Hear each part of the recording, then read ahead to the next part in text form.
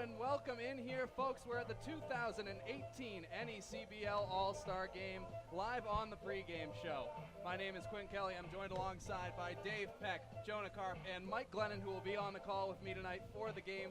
And we're so happy to have you here listening live on the NECBL Broadcast Network.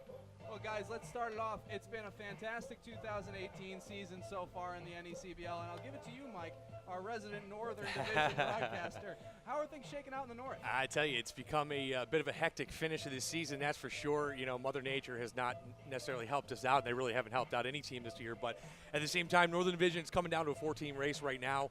Vermont, funny enough, is kind of hanging around in there. But for the most part, it's been obviously Valley leading the way pretty much the entire season.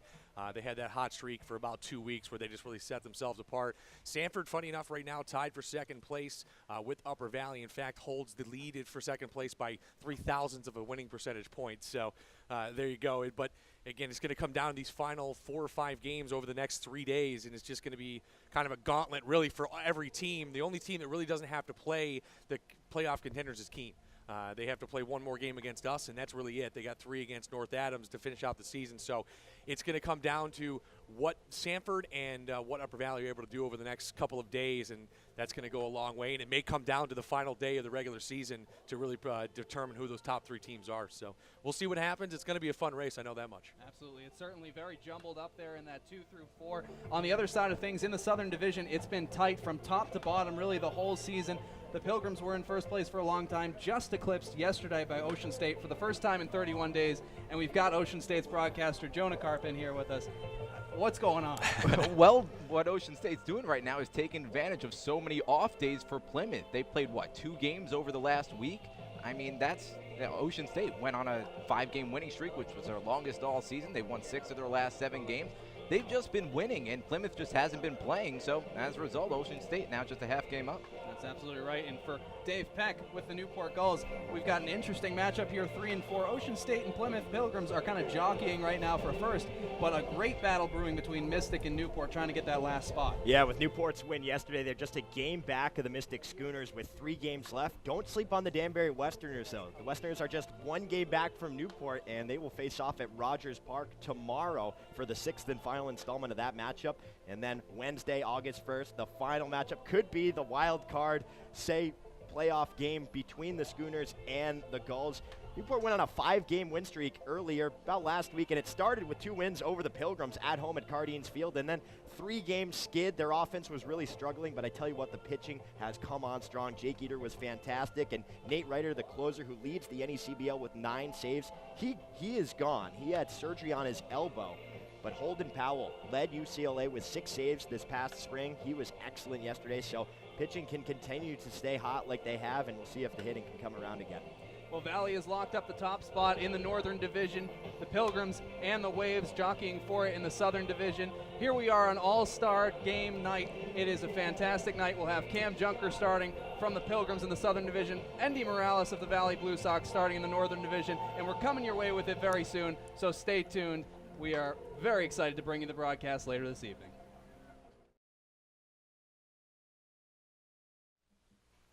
Hello, everybody. I'm Quinn Kelly, and I'm here with the coach of the Southern Division for the 2018 NECBL All-Star Game, Coach Greg Zackerson, manager of the Plymouth Pilgrims. Zach, this is your 2nd time coaching the All-Star Game. How was the experience getting to come out here and be a part of one of the best days in the NECBL schedule? Oh, it's pretty cool because, I mean, we get to see the best players in the league. A lot of pro guys here.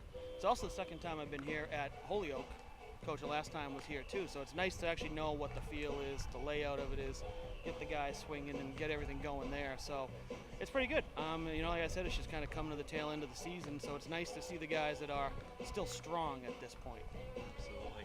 So for the last 4 years, it's been coached by either you or Coach Jim Sorrow down at Ocean State. Both teams just 6 years old, obviously having a lot of success in the league as the 2 young teams in the Southern Division. What does that kind of mean to be able to come in here? Obviously, you've been with the Pilgrims since the beginning and find success immediately in a league that has a lot of storied franchises. Well, it just shows the quality of the organizations, you know, all the way from general managers, recruiting players, everything else just going from there. So, I mean, it starts, I guess, from the top.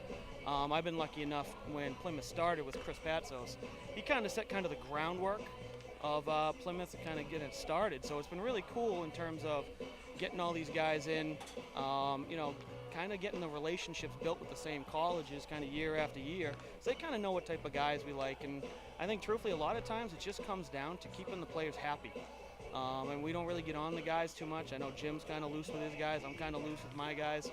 We just kind of let them play and have a lot more fun than worrying about making this a grind. We try to ease that probably as much as possible, and it works for us. I don't know if it works for them, but that just seems to work for us. Absolutely. Well, you're here because of the success the Pilgrims have had this season. Just dethroned from first place yesterday after 31 straight days atop the Southern Division, and it really comes down to just not playing very many games lately. But where does this Pilgrims team kind of stack up against teams you've had in the past? The Pilgrims obviously have finished in front of the Southern Division once in their history so far, looking at a chance to do it again. Where does it measure up with some of these other past teams? Yeah, that 2014 team was loaded with a lot of older guys. I kind of follow that same formula for this year, and it kind of has worked again. The only thing is this team seems to be a lot more driven by Ironmen. We don't have a lot of guys on the bench. 2014, when we were on a roll, I had a lot of guys to move in and out, a lot of arms. What this team more has is guys are competing longer, meaning that they're playing 6 out of 7 games. Not a lot of days off. So this team seems to be a little bit more tough, if you want to say that. The other team had some great qualities. This one seems to have a little bit more toughness behind it. But the key, too, is both teams have been filled with great chemistry. Summer ball, I mean, everyone has talent.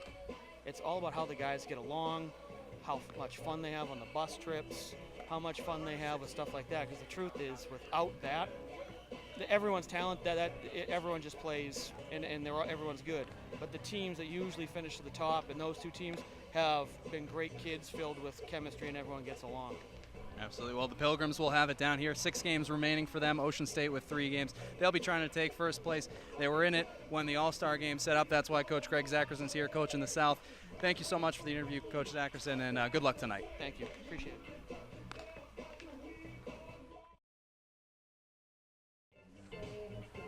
Hello, everyone. I'm Mike Glennon. With me now is the head coach of the Northern Division All-Stars, Coach John Raiola. Now, Coach Raiola, glad to have you along with us. This is your first time coaching an All-Star team. What does it mean as far as being a newer head coach in the league, and you finally get the honor to be able to coach one of these games? No, it's certainly a cool experience and something that I'm looking forward to. And I've told a few people if our guys didn't have the year that they've had and the success that we've had, then I wouldn't be here. Obviously, this is a team thing as much as anything else. Where we were in first place at the deadline, and like I said, that's a product of our guys going out and really from the beginning of the year. Taking care of business and doing what they needed to do to have success, and obviously that's won us some games along the way. So, it's something that I'm grateful for and I'm looking forward to. And fortunately we're home, and we have a good turnout and good representation from our players. So it's a pretty cool thing all the way around. I said I was going to say good representation all the way around, and I realize it's a little bit different of a game, obviously a little bit different situation, a little bit lighter mood, but what is the coaching strategy going into a game like this? Just trying to make sure everybody gets enough play, that sort of thing. Yeah, that's pretty much it. Hope that no one gets hurt and that everyone gets in the game. So, I mean, it's pretty scripted out, and the way everything is done, we have the starters and the reserves at each position. So it kind of writes itself, and then even on the pitching side of things, the starter is named, the closer is named, and then you just kind of fill in the rest. So, we're obviously very talented, and really more than anything, just let the guys go out and show what they can do and showcase themselves and be the type of players that they are that got them here. And, like I said, hope that nobody gets hurt, and hopefully there's not too many tough decisions to make, and we come out on the right side of it. Well, last week of the season coming up, this is a great little break here, but then you got to get right back into the mode. Now, Valley has been looking comfortable all season long, sitting at the top of the Northern Division right now. It's a 3-team race right behind you, but for the most part comfortable. How do you though keep your team into it over this final week, make sure they don't get complacent, especially heading into the playoffs at the end of the week? Yeah, no, that's certainly a challenge, especially because of the weather. We've had a handful of days where either a built-in off day or the rain, where we've sat for 2 or 3 days in a row. And really more than anything, we talked about it last night, we want to be healthy and rested, obviously, going into the playoffs, and we want to be playing good baseball. So, we're fortunately in a spot where we can rest some guys a little bit and, play half the game with some guys and half with others. And we have a lot of, talented guys on our team and guys that have probably deserved to play a little bit more than they have. throughout most of the season. Those guys are getting an opportunity to show what they can do now, and then most importantly, whoever's playing the best going into the playoffs are the guys that are going to go out there and play. So it doesn't matter what guys did on June 15th or July 15th. It matters kind of where you're at now and the progression that you've made and the adjustments that you've made. So there's something to play for sure, and guys have their own individual motivations too, and I've seen it happen a lot of times where guys will play really, really well the entire year, and then down the stretch, one reason or another, things start to fade, and then the season ends and the numbers are what they are, and they follow you around. So, the guys know that there's certainly other things to play for, and as long as they show up every day and keep playing hard, then the numbers will take care of themselves. We'll win our games, and hopefully we'll be playing good baseball going into the playoffs. Well, last but certainly not least, just want to talk about the All-Star starter tonight. Andy Morales, a local kid, plays for Valley. I mean, can you just speak a little bit about how the year he's had and really what this kind of start means to him on the mound? Yeah, it's a really cool thing. Obviously, like you said, local, and he's played 3 years for us, and he actually has a 4th year of eligibility, so he might be back for a 4th year. And I mean, it's been a tale of 3 different pitchers for him. And his first year after his freshman year at West Virginia, he was definitely more of a thrower, and then last year he battled some injuries and struggled with some confidence, and then this year got a really good opportunity at Southern New Hampshire, one of the better Division II schools certainly in the country and certainly in New England, and he was a big guy for them, and most importantly he just had the opportunity to go out and pitch and show what he could do and work through some things, and we like guys like that, and Andy he's obviously kind of taking the ball and running with it, and really more than anything, I mean, it's an event when he pitches at home, and hopefully we see that tonight too with a really good turnout. But he's come, and from day one he's been in command, and he's pitched with confidence, and certainly once you start going on a roll like he did, it kind of gives you a little more motivation too, in between starts and everything else to keep a good thing going. And so he's certainly deserved everything that he's gotten and the opportunity to start tonight, and we obviously expect him to go out and do exactly what he's done all year.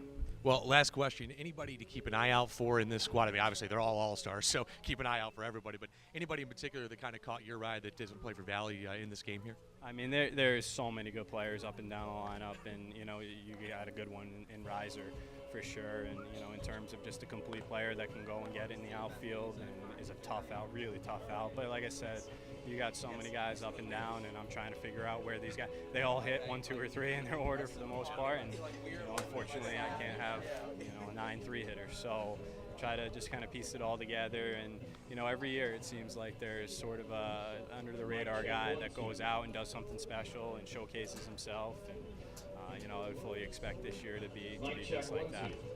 Well, should be in store for a good game tonight. Make sure you stay tuned. We'll have all the action for you right here on the NECBL Broadcast Network. Coach Rayola, thanks so much. You got it. No problem. Have a good night. And a welcome in, everybody, here for the 2018 NECBL All-Star Game here in Holyoke, Massachusetts, the home of the Valley Blue Sox, the Northern Division leading Valley Blue Sox. At Mackenzie Stadium, a gorgeous night for a baseball game and what should be a pretty fun game. Only 9 innings going to be played because that's the way it goes. But 2 straight years this game has ended in a tie, and then 3 years ago it got rained out. So a little odd happenings so far in the last few years. See if this one's going to be a little bit different.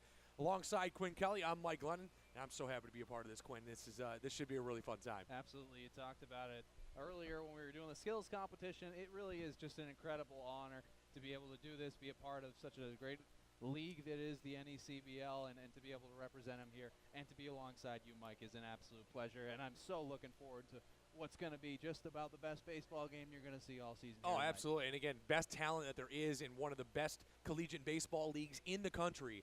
And we have the opportunity and privilege to call such a game tonight. Umpires meeting with the both head coaches. Greg Zackerson of Plymouth Pilgrims is the head coach of the Southern Division team, whereas John Rayola is the head coach of the Northern Division team. Both Plymouth and Valley leading the divisions. Well, I know actually Ocean State may have jumped by about a half a game, but Plymouth has been leading the Southern Division for quite some time. If you're just joining us, well, you missed a pretty fun skills competition as Danbury's. It was Mystics' Brett Rodriguez taking the 60-yard dash time, and then an emphatic win in the home run derby for Lorenzo Hampton, performance for the ages. Well, see, it threw me off because it was the 2/100ths of a second. That's right. On the head-to-head race between Rodriguez and Kenios there at the end for that 60-yard dash, but indeed it was Brett Rodriguez, who we'll see here later on this evening as he is an all-star, not a starter, but one of the reserves for the Southern team. So we'll see him in just a little while. And then, as he mentioned, Lorenzo Hampton here for the pro day this morning and ended up working his way into the home run derby, replaced Po Hao Huang, and absolutely destroyed the baseball, put up 19 home runs, 11 in the first round, 8 in the second, and hit the walk-off bomb to win the 2018 home run derby. But now we are getting set for the crown jewel of the evening, and that, of course, being the NECBL All-Star Game.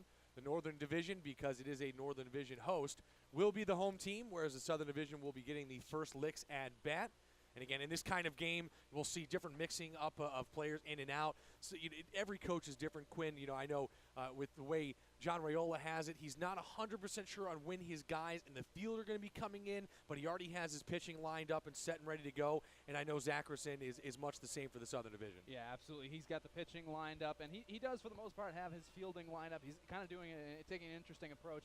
The guys who earn starting roles will go for innings 1 through 5 and then 6 through 9 for the reserves.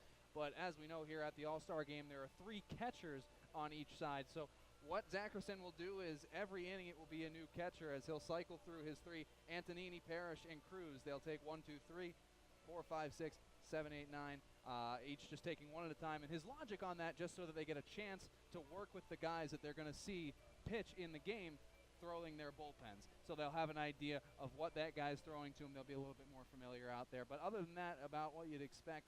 And, he's ready to go, and he's sending his guy, Cam Junker, out to start for the game. Well, and I talked to John Raiola before the game as well, and just asked him, this is your first All-Star game that you're coaching. What's the strategy here? And of course, his idea is get everybody as much at bats or as much time on the field as possible. He goes, we got 9 guys that could probably bat in the 3 spot. He goes, I can't have 9 3-hitters, so I got to move them around. And so some of the guys, it's funny, as opposed to some traditional lineups, the lower half of the lineup, not necessarily the weaker part of the lineup, if you will, but the pitching is going to be stout, the hitting is going to be fantastic, and we may end up with another tie here. The way this season has been going, it's been so up and down in both the Northern and Southern Division that who knows what's going to happen here this evening. Absolutely, and it really just should be a great one. You're not going to say there's any part of the order that's seeing a few more fastballs than anything else. And this is just really what you get in these kind of games. You've got 9 absolutely fierce arms that are going to go out there and do their best to carve it up in front of a whole host of MLB scouts who are getting looks at them here tonight. So you're going to get absolutely everybody's all in terms of velocity, and you are going to get all the pitches mixed in. Yeah, well, and there's so many scouts here. In fact, pretty much every MLB team represented here today, a lot of them here for the Pro Day, and then, of course, most of them coming back for tonight because the Pro Day is not necessarily the All-Stars. The Pro Day is meant for the guys that didn't make the All-Star team but still deserve a look, whereas the All-Star Game, of course, is the creme de la creme showcase of the evening. So let's take a look here at the starting lineups for both teams. I'll take the Northern Division starters as the home team will start Steven Passatempo in the DH position. He'll lead off and bat first. Jerron Robinson at shortstop. The Valley guy will bat second. Johnny Reiser, a great player out of TCU in the Sanford Manor, is batting third up in center field. Jackson Coots gets the start at first base. Originally Tyler Kapusinski, but unfortunately had to leave with an injury. So Jackson Coots will get the start at first base out of North Adams. Brandon Smith in third base and batting fifth out of Keene. Nate Grice has been having a lights-out year for the Vermont Mountaineers. He'll bat sixth and play left field. Jake Alou, another lights-out player for the Sanford Mainers, starting at second base, batting seventh. In the 8th spot, Alex Griffith behind the dish as he will play catcher. And right after him, Jacob Kuz out in right field as normally a leadoff hitter, but as we mentioned, can't everybody be a leadoff hitter here? And then, of course, the starting pitcher for this evening for the Northern Division is Holyoke native Andy Morales, and John Raiola couldn't be more excited for that young man. So very fun to watch him play, and I'd love to see him get out there and have a good start for being a hometown kid. And Quinn, kick it over to you. Who do we got for the Southern Division? Leading things off, it'll be the New Bedford Baysock out of Trinity College in Texas. Rafe Chalmette leading the NECBL Southern Division right now on average. Behind him, Riley Helen, the designated hitter out of the University of San Francisco, a Plymouth Pilgrim. It'll be Garrett Hodges in the 3 spot. The Ocean State Wave comes to us from Kennesaw State University playing left with Stevie Mangrum hitting cleanup for the Newport Gulls. The right fielder is out of Virginia Tech, and he has been mashing this summer. Another Gull right behind him in the 5 spot. Cody Hosey, the Tulane Green Wave, playing third tonight with Randy Tavares out of New Bedford. Second base tonight out of Marist. Eddie McCabe, the Georgetown product out of Danbury, is hitting 7th. Grant English, another Ocean State Wave behind him. First baseman out of Winthrop. And then in that 9 spot, it's going to be a rotation. It'll be a little odd. Aaron Antonini is the starter tonight, the Danbury Westerner out of Middle Tennessee State. But it'll just be, he will get the first at-bat. Whenever that number 9 hole comes up, he will have the first at-bat. The second will go to the second catcher, the third to the third. But he is the starter tonight out of Middle Tennessee State. Well, and again, it's one of those things that want to get these guys as many looks as they can and get up to the bat and really kind of be able to show off what brought them here and really made them contenders for these all-star spots. Reserve getting announced here for the Southern Division. And you look at both of these rosters for both these teams, man, and it's just up and down, just unbelievable caliber of baseball. And it's not just Division I Power 5 guys. There is a ton of talent between these two teams that are in smaller Division I, D2, even D3 schools. So that's the beautiful thing about these summer leagues. They bring around all this talent that for different reasons didn't end up at this program, yada, yada, yada, but just gives them a showcase for the summer to say, hey, listen, I'm a good player. I can hang with the best in the country, and that's exactly what all these guys have done all season. Yeah, we talked about it before we got on the broadcast today. You look up and down these lineups, how many of these guys are either coming off a season at or have had a season in the past in JUCO. Yeah. I mean, this talent comes from everywhere, and that's just the way it is with college baseball. So much about it is just who gets your eyes on you when in your career and how hot you are at that point to see where you end up in college. But at the end of the day, when you play well enough wherever you go, you end up in a league like the NECBL, and you end up at an all-star game like this with a chance to play in front of the only eyes that matter, those scouts sitting down there behind the dish. Again, this is one of the premier leagues in the country as far as collegiate baseball is concerned, and we've seen all season long why that is the case, because there's been some lights-out games, some beautiful pitching performance, some guys that just can't stop hitting the baseball. It's just a mixture of everything, and it's just nothing but fun. And, of course, on a night like tonight, a beautiful night in Holyoke, a little bit of an earlier start here on a Sunday, which is always welcome for these guys, especially since most everybody, except for those fortunate enough to live in Valley, have got to make the trek back to their respective teams because the season is not over, folks. In fact, it seems to have just gotten started for a lot of teams, as this week is going to be crazy down the stretch. So make sure you guys do not go anywhere and pay attention to that. But, of course, all sorts of good fun baseball here this evening. Absolutely. There's 60 guys that aren't getting an off day out of it, but the rest of the league is off. A chance to take a breath before what is a really punishing home stretch for a lot of these teams in terms of a huge number of games in very few days, just because of the way the rain has been tearing apart this schedule. But it's held off tonight. It's a great opportunity for the 60 guys that are on this field to just take a moment, enjoy all the hard work they've put in through 2 months of just grinding through summer ball, and it's an opportunity to honor all of these players and kind of tip your cap at what a season they've put together. Well, I think what I love most about these kind of competitions is you see it throughout the year when the teams come in together and, they're joking around with teammates that are usually like school teammates, stuff like that. But even in a day like today, you walk through the dugout, guys that have never met one another are joking around and laughing like they've been best friends their entire lives. So it's just cool to see all these guys come together, joke and rib on one another. And that's the other thing. You got teammates back at school that are pitted against each other in this game, and they have been all season long. So it's always an interesting kind of dynamic to see, and it's so nice to see that all these young guys just saying, listen, we know we're all chasing after the same common dream, and we're going to have a heck of a lot of fun while we do it. So. And you hear the cheers there for Andre Marrero, one of the Valley Blue Sox, as the Valley Blue Sox and the Sanford Mainers have the most All-Stars on the Northern Division team at 7 apiece. But John Rayola, the head coach, Chris Morris, the assistant coach, and so is Josh Kiefer for the Northern Division. And who's the coaching staff? I realize that Greg Zackerson, did he bring his coaching staff with him? He did. So it'll be Coach Greg Zackerson, as functions for the Pilgrims as both the pitching coach as the head coach. And then it'll be C.J. Suarez, Anthony DeLeo, and Charlie Doyle doing the assistant coaching for the Pilgrims. And now we have moved on to the Southern Division starting lineup, as Quinn and I just went through that for you. And Quinn, let me ask you this: as a Southern Division guy, who's the guy you're keeping your eye out on in this game, especially in the starting lineup? As of course we'll see them first. So, well, if I look at the starting lineup, I think you probably go. Stevie Mangrum out of Newport, he's just, one of the most high-profile guys that's coming in here, and he really is a fantastic player. He's gotten hot with the with the Gulls offense as they have over the last couple of weeks, and he's just such an exciting player to watch. I look to him, and then on the pitching side of things, I mean, I think you're looking right at the starter for the Southern Division. Cam Junker out of Plymouth is just a live arm, as live as it gets, and it'll be fun to see him throw.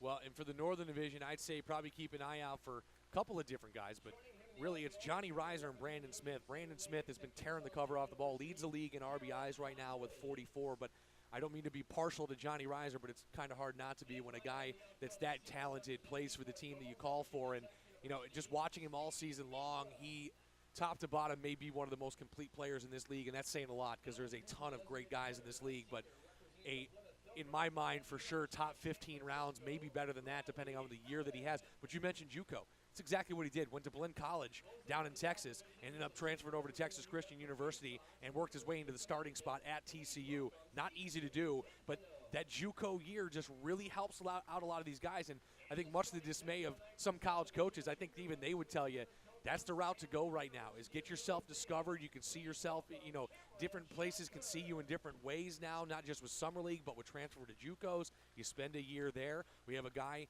in Tyler Solomon that's going to be spending a year down at junior college after leaving Vanderbilt this season. So, again, it's just used as a motion to really move their way around and get noticed as much, because that's really the name of the game. That if you're going to go on in this game of baseball, you need to get yourself noticed. And this is the time to do it here, as is back in school, and you just got to make sure you end up with the right program.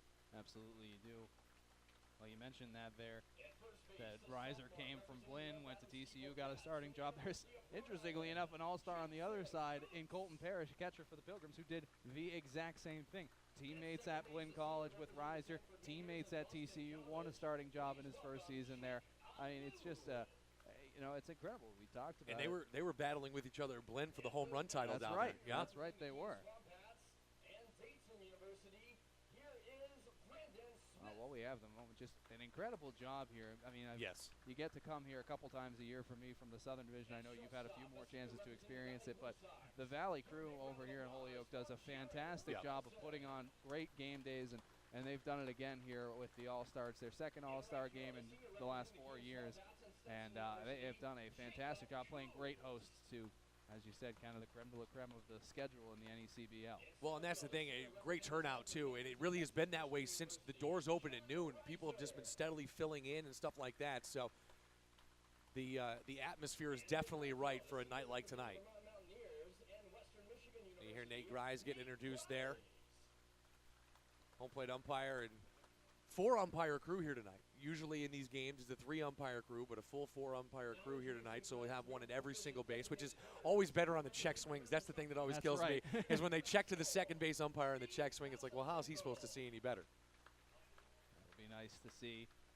Obviously happy to have it. Not in a game where necessarily you think the umpires should play quite as much of a role as they normally do, but good to get the extra guy and to honor, the guys who've worked hard. They, these umpires have to travel a lot in this league, and it's certainly a thankless job and one they do very well here at a high level, and these 4 have earned their spot to come here and get to do the All-Star game. And you hear the reception there for Andy Morales, Holyoke native, and the All-Star game starter for the Northern Division. Got to be my favorite story of the whole All-Star game. Absolutely. His path is just fantastic. I'd love to see him come out and not give up a hit. That would be even better, right? But tell you what, looks like we are set as the coaching staffs get introduced here. We'll step aside for just a moment for the national anthem, but don't go anywhere, because one of the best games you'll see all season long in the NECBL is coming right up, as first pitch of the 2018 All-Star game will come up right after this. Don't go anywhere.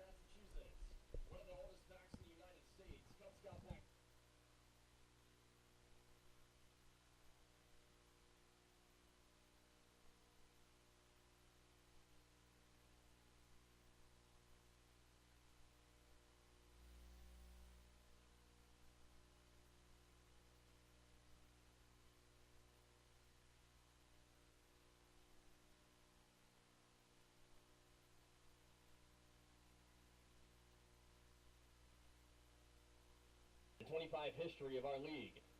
Our co-founder, Joe Constantino.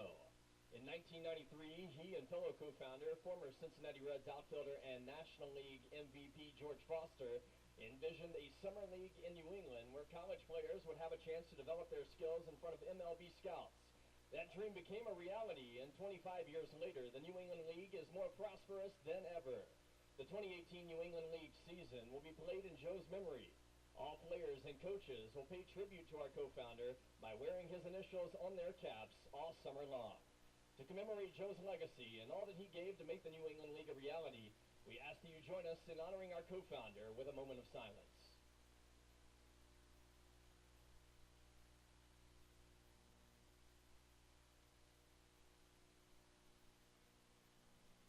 Thank you.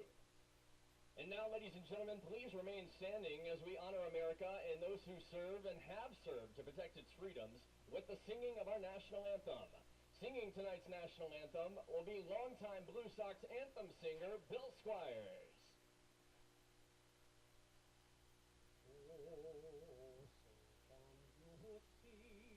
By the dawn's early light, what so proudly we hailed at the twilight's last gleam, whose bright and bright stars through the fair light for ramparts watch so gallant, and the rocket that glare, the bombs falling in air, gave proof through the night that our flag was still there. Oh, say, does that star-spangled banner yet wave for the land of the free and the home of the brave?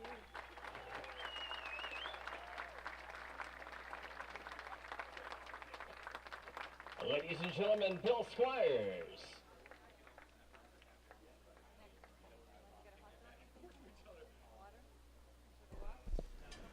Back here, you are listening to the NECBL Broadcast Network here. We are at the 2018 All-Star Game, and we are just about ready to go. I am Quinn Kelly. Alongside me is Mike Glennon. We'll be on the call with you tonight to give you kind of the breakdown of how it'll be structured on the broadcast side of things. I will be taking the top of every inning with the Southern Division at bat, and then when the North comes to bat, Mike will take over. In between innings, we look to provide you with a number of sideline interviews from our guest reporters, Dave Peck and Jonah Karp. So that'll be a wonderful part of the broadcast. We are excited to have you in here. It's free on the NECBL network, video included if you're listening in. Switch over to video, get a look at this. The Newport production team is on hand with us, doing a fantastic job, and we are just about ready to go as the Northern Division is set up to take the field here and get things started. And again, credit where credit is due. The Newport team showed up very early this morning, got everything set up for us here this evening, and again, we talked about it earlier, Quinn, the excitement level, not just for the players, but really for us as well, to be a part of this and to be able to enjoy such a good game and have the privilege of being able to call such a game like this is very fun. And again, you know, I think about it in the fact of, you know, very well may be that we're calling a game that includes a few future major leaguers. Absolutely. We'll see as this Northern Division team has circled up next to third base, little hands in, and they will take the field as they run out. Andy Morales, the Valley, or the Holyoke native, I should say, Valley Blue Sox and Southern New Hampshire penman, picks up the ball, and he'll get ready with a few warm-up tosses to set things off here in his hometown and lead off this 2018 All-Star Game. And you talk about a deserving guy for that starting role. Of course, it doesn't help. I mean, it doesn't hurt the fact that it's in his hometown and he's got the home start, but at the same time, a young man that's gone 5-0 on the season in 7 starts, a 1.13 ERA in 40 innings pitched, has struck out 32 and only surrendered 13 walks, only 1 home run given up this season. So he has definitely earned the right to take the hill here this evening as his head coach from Valley, associate head coach, pitching coach at Western New England University, and URI graduate in John Raiola, and former Sanford Manor pitching coach. And so he's got Chris Morris and Josh Kiefer at the helm with him, and of course Lyndon Coleman from Keene. So, but Andy Morales, just such a great story. Transferred from West Virginia up to Southern New Hampshire, decided to go to a smaller school and really just get his head back into the game. And in his first year was one of the main reasons why they went to the Division II College World Series as a anchor of that pitching staff. So.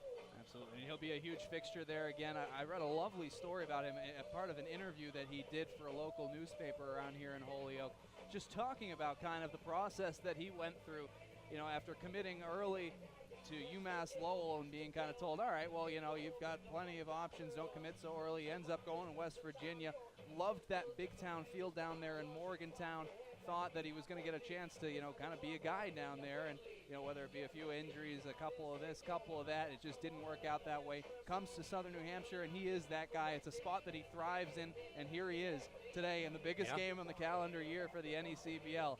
And right now, all eyes on him to start the game. He is the guy, and he's going to try to thrive in the spotlight as he so often does. And when you talk to his head coach, John Raiola, about him, Raiola can't help but smile when he's talking about the story that Andy Morales has had, and kind of, like most of these guys, is pretty well traveled, but it's always just that little extra bit of being the hometown kid. You get to start in a huge showcase like this, and he has most certainly earned it, that's for sure. He always starts every inning, steps off the back of the mound, has a moment to himself, and then gets back ready to go. He faces out to center field, collects himself. Now he's up on the rubber and ready to go to face off against Rafe Chalmette, the leadoff hitter out of New Bedford for the Southern Division. First pitch is in there, called strike, and we are underway here, folks. And good start there for Andy Morales, too. Talked about it. I'd love to see him go with no hits. Why not, right?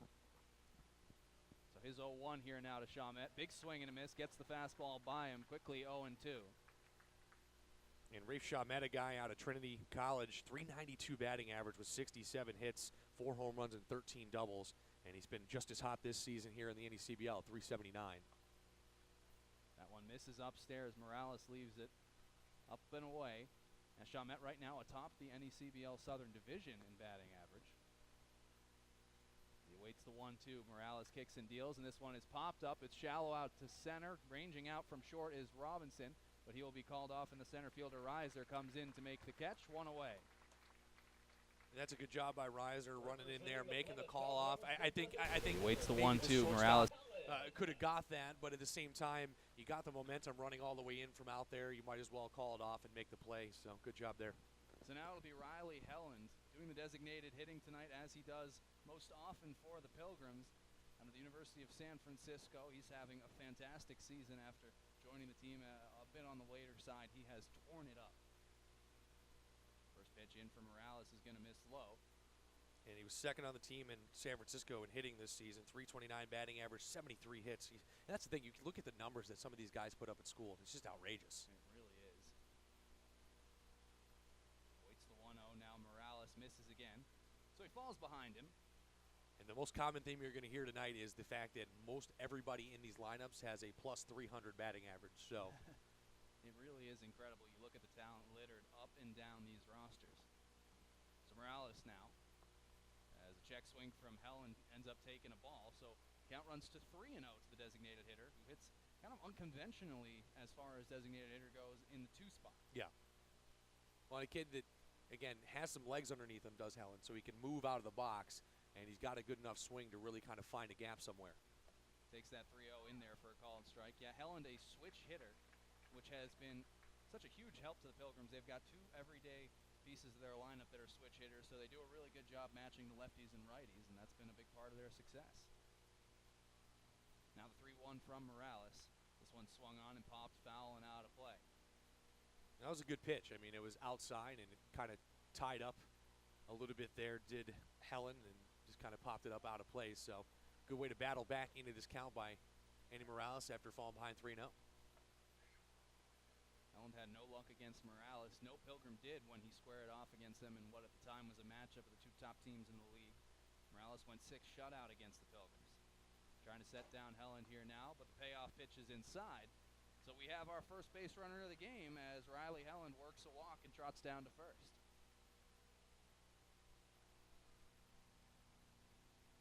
So that'll Hodges, the left fielder out of Ocean State, comes up here with one away and a man aboard. Talk about a guy that if he gets underneath the ball, it can go a long, long way. But, of course, in this type of game, just trying to hit barrel the ball and see if they can move it out in the center field. Swings on the first pitch. He sees it's a dribbler to second. Helen gets around it. He'll move up to second, but out at first is Hodges. So 4-3 ground out, but Southern Division has their first man in scoring position here with 2 away. That was a good pitch by Morales because Garrett Hodges up there swinging first pitch, took a lot off of that baseball and got him way out in front off the end of the bat. So now we have a guy that I gave you as a person to watch here in the Southern Division's lineup, Stevie Mangrum. Well, I'm watching. Right fielder out of Va-Tech.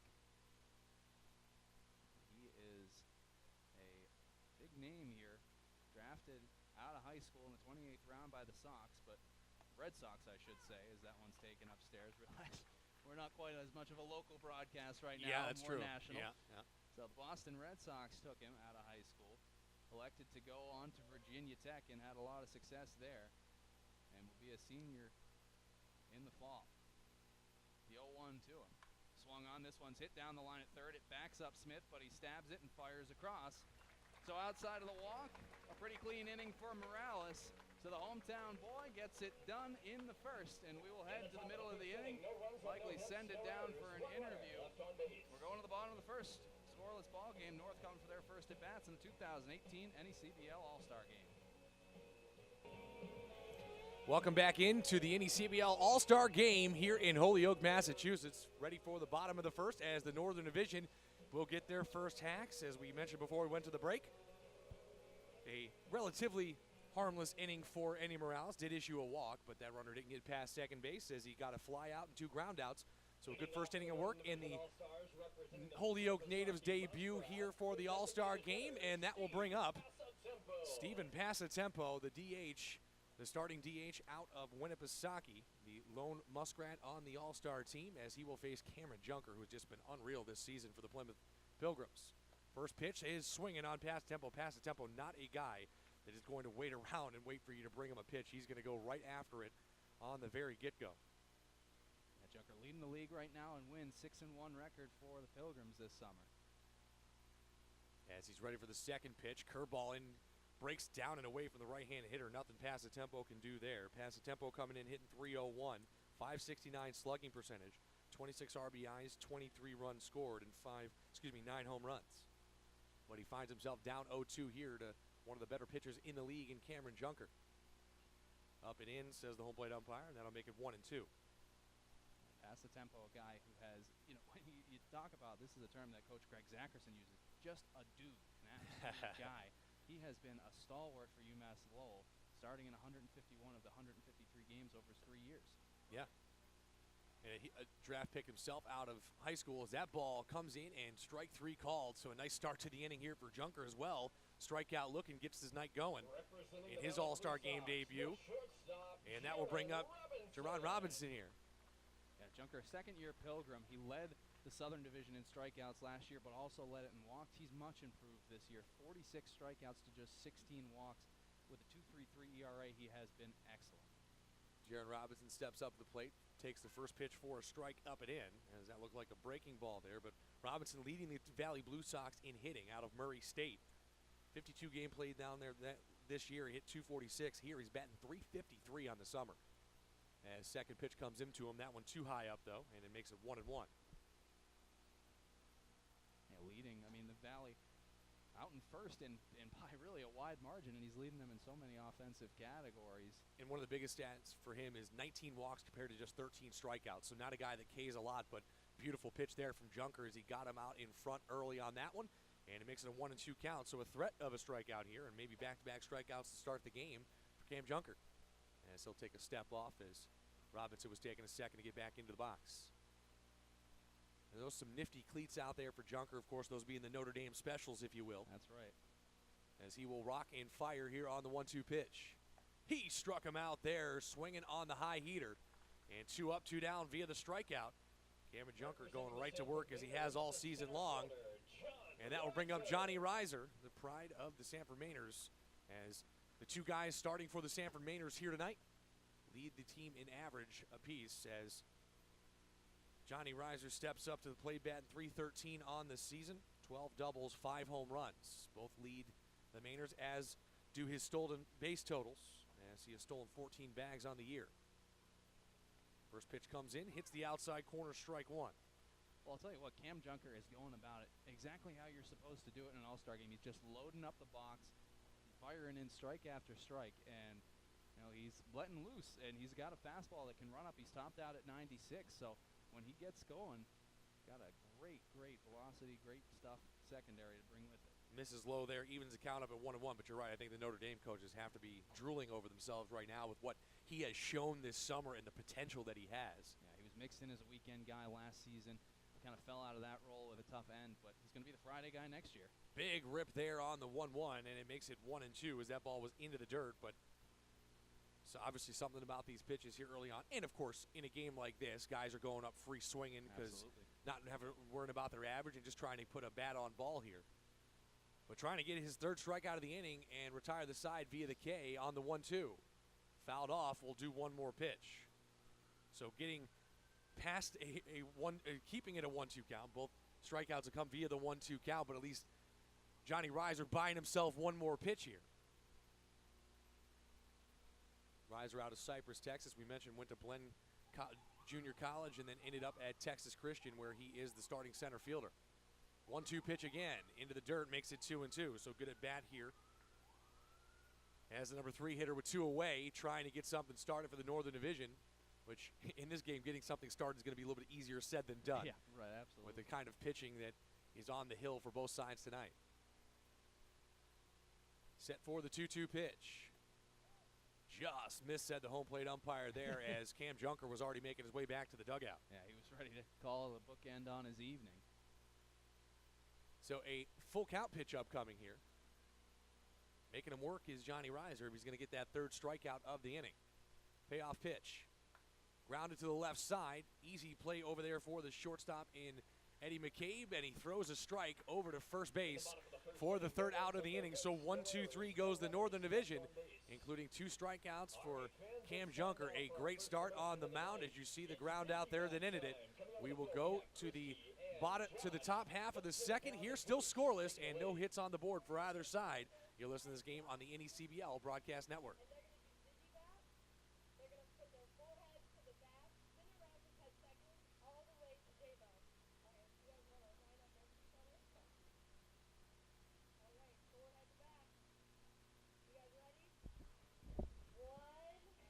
Thanks, guys. Dave Peck alongside Plymouth's Riley Helen. Riley, start of the season breaking a lot of bats. What's really been the solution to that so far? Just trying to swing at better pitches. I mean, I went through probably 6 or 7 of them pretty quick, and I was getting pretty expensive, so it wasn't fun. But now you had a grand slam against Newport, against one of the best closers in the ball game and in the entire NECBL. What did that feel like? And talk about the season a little bit as a whole. I was pretty good. I mean, I just put a good swing on it and put us up. Unfortunately, we ended up losing the game, but I think we've been pretty good as a ball club. We're losing some guys right now with arms and stuff, which kind of sucks, but we're coming along. Hopefully we make a run at it. What's got to be the mindset in the end here? Finish strong. Just try to stick with the team and stay with everyone. All right, thanks, Riley. Back to you guys upstairs. Thank you, Dave. And if you're wondering what the cheering was in the slow pan out, it was because someone just got engaged as he dropped down to one knee. She said yes. For those of you at home who didn't get to see it, she did say yes, so that's always a cool moment. But I know for those of you at home probably wondering what all of a sudden the loud cheers were. Well, that's exactly what it was. Not your typical in-between innings, as sometimes there's a game. That time, there's a life choice going on, and a good one. Well, what a place to do it here at the 2018 NECBL All-Star Game. We're just about ready here to go with the second inning. A new pitcher on for the Northern Division. It'll be Griff McGarry, the keen swamp bat out of Virginia, who has really been excellent this season. 3-2 record. He's thrown 30 2/3 innings in 11 appearances, 3 of them starts, and has a 3.23 ERA. And he's got that Craig Kimbrell delivery. Hangover, drop the arm down into the dirt, and then he rocks and fires. And he throws a pretty good ball. Definitely has some weight behind it, that's for sure. Oh, yeah. Scouts call it a heavy ball, and it has helped him to 55 strikeouts as he is a 16.14 K/9 ratio. That's good for third in the league, second in the Northern Division, and he has been an absolute menace against opposing hitters. He will have Cody Hosey, Randy Tavares, and Eddie McCabe due up in the inning, a Gull, a base sock, and a Westerner. McGarry, a California kid, but ended up on the East Coast playing for UVA, and it's a pretty good program to go to. Pretty good is the right word. He will be a sophomore there come the fall. He fires in the first pitch as a strike to Cody Hosey, third baseman out of Tulane. And that's what Griff McGarry has done all season long, is get ahead of pretty much every hitter he faces, and he's just so lethal because all of a sudden as a hitter you're already behind against a guy that can mix his pitch as well. Misses way upstairs with that one, though, so it'll be a ball and a strike. As McGarry, another right-hander. Last year, McGarry in 17 drafted in the 31st round by the Texas Rangers, so. Gets a swing and a foul tip there by Hosey, sends it back to the backstop. His brother Matt played 2 years at Vanderbilt, then he went and finished his career at Santa Clara, so baseball in the family and some pretty good genes to go along with it there, so. Looking for a put-away pitch here on Hosey, a ball and 2 strikes to him. Top of the second inning. 1-2 breaking ball, and Hosey does a nice job to spoil it. Really good top to bottom on action on that one, but Hosey's able to just get the end of the bat to it. And I think this is my favorite stat about McGarry. A guy didn't make a ton of appearances, only 11 appearances, had 22 strikeouts in his first year in the ACC in 11 appearances. That's 2 an inning. I mean, that's pretty good in the ACC. That it is. I'd say you could hang your hat on that. Rock's back here now with another 1-2 offering. This one's hit hard on the ground to third. It'll be another opportunity for Smith. Fires across, and a good stretch by Coots there to make the catch, and Hosey is retired by his third base counterpart. And a little glove point there from Griff McGarry to his teammate and Brandon Smith for making that play. As we've seen, especially in warm-ups, down there that lip coming right before the third base bag. There's been some tough hops there at the end, but Smith angling himself and in a good angle there and was able to make the throw. And as you mentioned, pretty good stretch over there for Jackson Coots. Talk about a guy who's been having a heck of a year. We'll talk more about him when he comes up to the plate, but goodness, Jackson Coots is having a fantastic season. That is. So now it will be Randy Tavares coming up here. Danbury Westerner takes the first pitch in, called strike from McGarry. Career 300 hitter up at Marist, yep. so. Right out of the Bronx. Comes down and swings on this one. This one is driven pretty good ride out to right field. Chasing after it is Coots, and that one will get off the top of the wall. Tavares is around second. He's going to head in for third, trying for the triple. The throw is not in time. Tavares slides in with a triple, laced that one right off the top of the wall in right center field. And, man, deep in the scoring position here for the Southern Division with one away in the second. Well, that's what you get with a power fastball. Sometimes a guy can just catch a hold of one and just keeps going. And thought we might have had a home run there. And we talked about it a lot in the home run derby. Pretty much any other park in this league besides maybe Goodall, that's gone to right center field. But that one kicked off the top of the wall. Either way, though, stands 90 feet away from scoring the first run. So now McGarry will have to contend with Eddie McCabe, former player of the week, won it earlier this season in the NECBL. Takes strike one. 297 hitter, started 55 games at Georgetown as a freshman this past year. Swings on that one, though, in the dirt and falls quickly behind. Yeah, 36 ribbies and 29 runs scored, first and second on the team respectively at Georgetown this season. So a guy that gets on base and scores a bunch. Absolutely. Been excellent for a Westerners team that has scuffled but is still mathematically in it. They'll have a stacked end of the season trying to fit a whole bunch of games into a very short period of time. McGarry misses upstairs there, so a ball and 2 strikes now. Tavares takes his lead off of third. We saw a little bit of a different style of McCabe. We'll talk more after this pitch. McGarry misses way upstairs with that one. Good leap out of the crouch for Alex Griffith to bring that one down. We were talking about he almost got a home run derby pitching championship today with his efforts to Jake Frasca as he was throwing some pretty good BP balls to him. Back-to-back Westerners here in the order, and McCabe trying to pick his teammate Tavares up. Although now I think about it, in his first pitching performance, he gave up 13 home runs. So I don't know, I don't know if you want to hang your hat on that, right? The count is 2-2 to McCabe. Fouled that last one off. McGarry trying to put him away. He's working in the windup with just the runner at third. Trying to work himself out of trouble here. 2-2. Swung on this one's hit on the ground up the middle. It'll score the run as ranging from short to make the play is Robinson. Fires across to get McCabe, but he'll pick up the RBI on the 6-3 ground out, and the South takes the early lead 1-0. And just a good piece of hitting there, because again, all you got to do is put the ball on the ground. As long as it's not right to third base, you're probably going to get a run home, especially with the speed of Tavares out there at third. And that's exactly what that was. And a good play, though, by Robinson to come all the way to his left and then have to come back across his body after pivoting and still make the play for the out on a guy that was speeding down the line pretty well. So South will try to start it over here with an Ocean State wave in the box. Grant English swinging on the first pitch he sees, and he pops it foul, and that'll get out of play. Touches down right by the snack shack over there. Well, Grant English had himself a day up at Goodall Park this year as Ocean State took 2 in a doubleheader from the Mainers, and Grant English, a major part of that, went 5 for 7 on the day and had some really big RBIs and RBIs that put a couple of games out of reach. So comes out of Winthrop and had a heck of a season there. Didn't get to play in too many games, but was a .357 hitter, and those he did. Swings on this one. That's in the dirt. Kind of lost the bottom hand on that swing as he was fooled by McGarry. 0-2. You know, that's the thing. We talk about, you talked about the JUCO route, but even the guys that come from these bigger schools and nicer D1 programs, if they're freshmen, sophomore, they don't play a ton. And to be said, because there's a reason why those programs are so good, is because they recruit so deep. And, you know, this is a good chance for them to come and break out of, you know, whatever shortcomings they may have had in the few appearances that they had. They get to come up here and play 44 games. 0-2 misses upstairs. The ball and 2 strikes now to English. And again, as Quinn has told you, if you're listening at home, head on over to the NECBL Broadcast Network because you can watch this game for free. And a heck of a broadcast to watch. McGarry bounces that one in. So the count will even at 2-2. All right, I got to say it. We're in the home of Mike Lord. That's right. 2 balls, 2 strikes, 2 outs. That's what we call here a deuces wild situation. And Mike, if you're listening at home, thank you for that little quip right there. Absolutely. We won't quite have the music trivia that Mike No, brings I to the know. ballpark, but we'll do our best.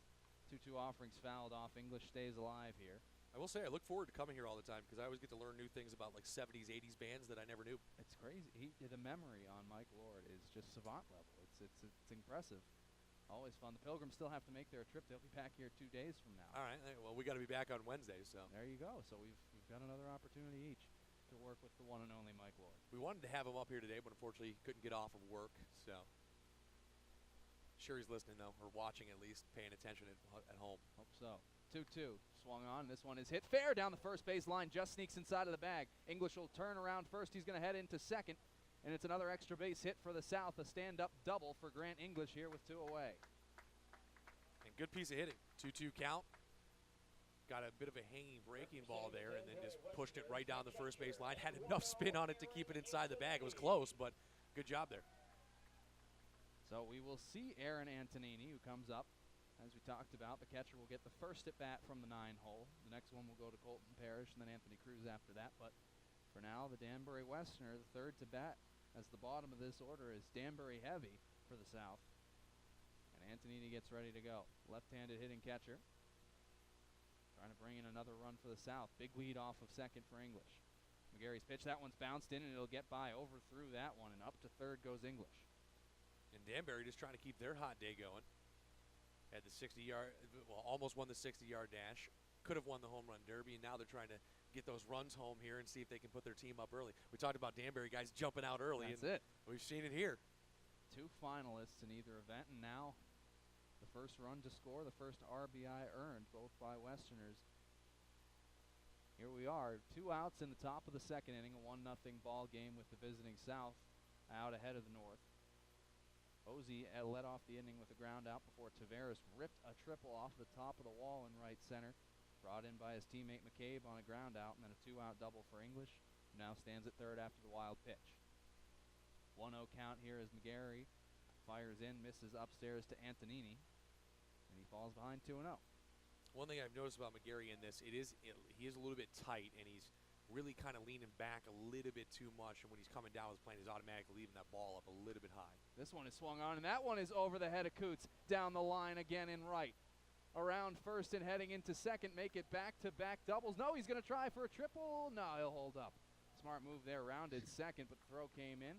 So it is back-to-back doubles for Antonini and English, and make it 2-0 Southern Division. So something about this Sunday that Danbury Westerners just want to get out there and jump on top in pretty much every competition here today early. These Danbury All-Stars showing out early, and that brings it back to the top of the order for the best average in the Southern Division, Rafe Chalmette. Representing the New Bedford Bay Sox, the center And not the fielder, typical, Rafe Chalmette. not the typical outing you see from Griff McGarry. Now, of course, it's against a much different lineup than he's used to right. facing. No the best rest. of the Southern Division. So, but just good pieces of hitting. Just taking balls that are inside and moving them down the line exactly the way they're supposed to. Gets a one right by Chalmette, though. Blows the fastball by him. Sugarland, Texas native swings through that one. He is a Texan. You're right. He is a Texan, Yeah. yes. So the 0-1 now from McGarry, who's just trying to get out of the second inning here. This is away. You talk about Rafe Chalmette having a great summer. I mean, this is a guy that's averaged over 365 in his first 2 years of college baseball. So He has really been incredible. he can hit. He absolutely can. 392 this past year. Takes ball 2 there. The guy earns plenty of walks, too. Great ratio his freshman year. 25 walks to 22 strikeouts. Very similar this year, 22 walks to 23 strikeouts. Doesn't K a lot, walks plenty. Has a career 437 OBP as a result. 2-1 coming here to Chalmette. Swing and a miss on that one, though, as the lefty chases one away. Well, for those of you watching at home, you just saw that pitch, how much outward spin that ball had to a left-handed pitcher, to a left-handed hitter. And that ball just died out in a way nothing Chalmette's going to do with that. Most contact he's going to get on that is right off the end of the bat. So for the second time in the inning and the second time on the game, we get a little Deuces Wild situation. see, this was a little bit different, though, for McGarry than the last one. Trying to put away Chalmette, get out of the inning. He misses upstairs, and the count goes full. Again, McGarry, a young guy, just finished up his first year down at UVA, so. Big spot for him to pitch in here. Got plenty of time to improve on what is already a promising career. Payoff pitch. That one gets to the backstop, so Antonini will head over to third. Chalmette to first with the walk, and he rounds first and look back as it'll be runners on the corners. This is exactly what you expect from a lineup with this many hitters in it. You know, guys that even if they're not going to get a hit, they're going to be able to work a count well enough and lay off of pitches that they, some guys would chase after, let him go, and now you stand down on first base. And with a guy like Chalmette and a game like this, I wouldn't imagine. I mean, I'd have to imagine maybe a steal attempt with a first and third situation. Why not? Why not? Plenty of speed for Chalmette. Guy who had 13 stolen bases this past season at Trinity, 20 in his career there. And if you could just get the hit and run against a guy who is a great contact hitter in Helen. 360 average on, 340 average on the season for him. Big hack there, but comes up empty. Well, and, you know, very own Dave Peck talked to Riley Helen in between innings, and Helen said, I just got to go up there and find a little bit better pitches and put some better contact to it. So now's his time, because if he finds some good contact here, at least one run's coming home, depending on where he puts it. We'll have an 0-1 coming from McGarry. Right-hander deals, and this one's popped foul, and it'll twist out of play onto that little gondola area out there. Heads up down to the beer garden. Well, one of the most interesting and fun storylines for us over in Plymouth this season has been Helen's bat experiences. He has broken so many bats. Went on a streak of about 6 games where he broke 8 total bats over that stretch. But the best part about it is that it's no problem for him because Helen owns and operates his own wooden bat company. Sterling Bats, for those who are interested. That's where he's swinging here at the All-Star game. Just him and his father. Hey, there you go. So he's got the hookup. That's right. Swings on that one, fouls it away. And so he, got a couple of his bats sent out here, and not one is broke. And it's been a couple of weeks without it for him. So that's Sterling Bats, folks, and it's been... Watch now you say that he's going to shatter it right in half. Well, I certainly hope not. It always happens that way. That's Interesting funny. conversation about what he likes to swing. He sent one out early that was finished. He had a couple of unfinished ones, hadn't got their paints, but he really likes swinging birch, so that's what he's got in his hands now. Facing the 0-2 from McGarry. Runners on in the corner. Chalmette takes off. 0-2 pitch is away, and no throw coming from the catcher. Great jump by Chalmette, and it'll be a stolen base. Yeah, I mean, he got a huge jump on that. A little bit of a leg kick there from Griff McGarry, and Chalmette just took off. So now if you're McGarry, though, it's a 1-2 count. Don't worry about these base runners, especially in a game like this. Just go out there, throw your stuff, get this third out, and bring your bats back up.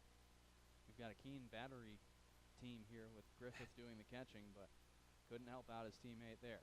1-2 pitch, up and away. Helen with a good leave. Worked a walk in his first at bat and has gotten himself back into this count. 2-2, 2 away with runners on second and third here. A chance to really open it up for the Southern Division. Well, his first at bat was the exact opposite. He had a 3-0 count, got 2 strikes on him, then ended up working the walk, whereas in this one was down 0-2, fouled a pitch off. Now he's worked 2 straight balls. So McGarry having trouble getting out of this inning. Break-even pitch. This one swung on and fisted foul and away.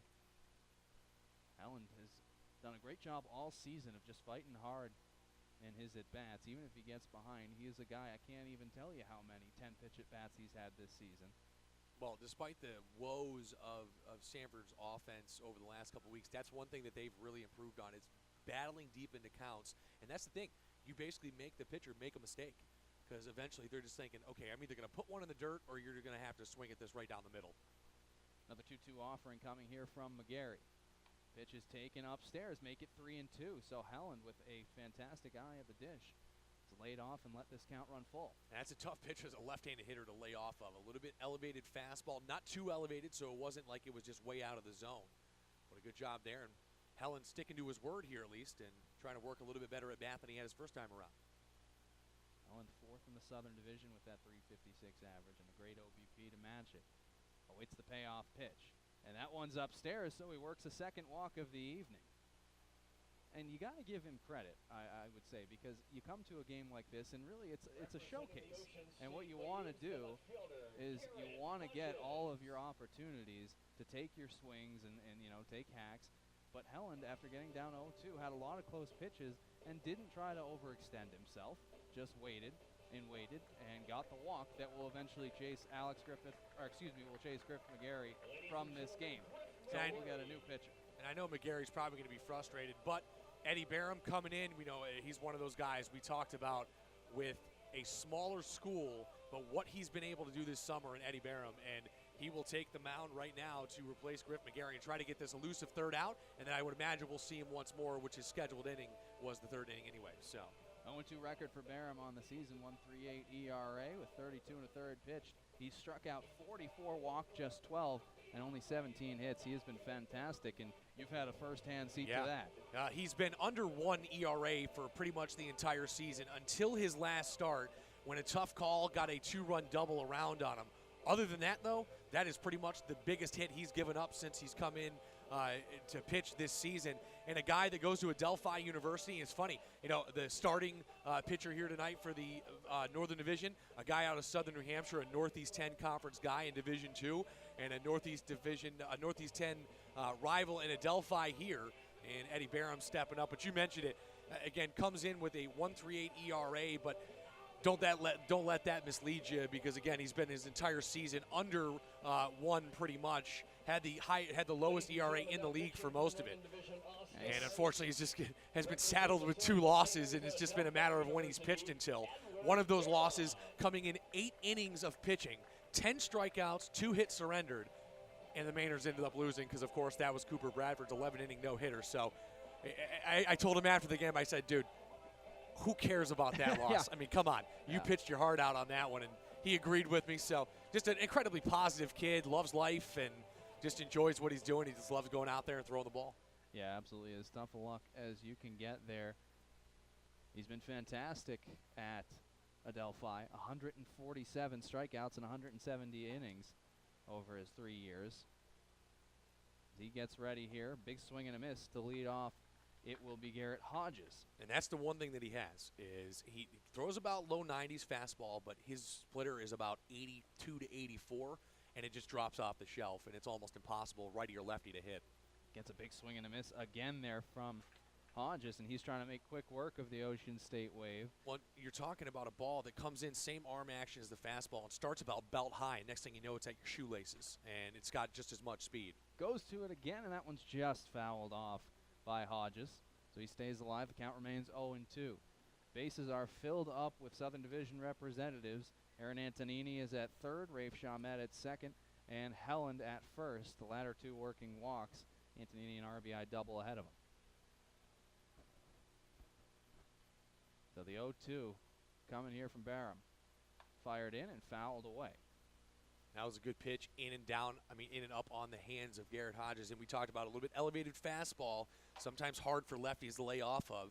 Just enough off the handle, though, to stay alive. Good at bat, though, here from Hodges as he fouled a couple of pitches off and stayed alive.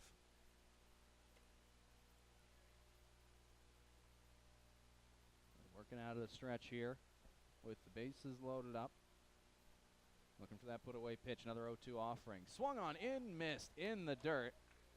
And stepping on the plate there to end the inning will be the catcher Griffith. So Barham comes in, gets a strikeout to start off his inning and cleans up a little bit for his teammate McGarry. So we go to the bottom of the second with the Southern Division taking a 2-0 lead on RBIs from McCabe and Antonini. A couple Westerners getting it done here on the NECBL Broadcast Network. You're listening to the 2018 All-Star Game.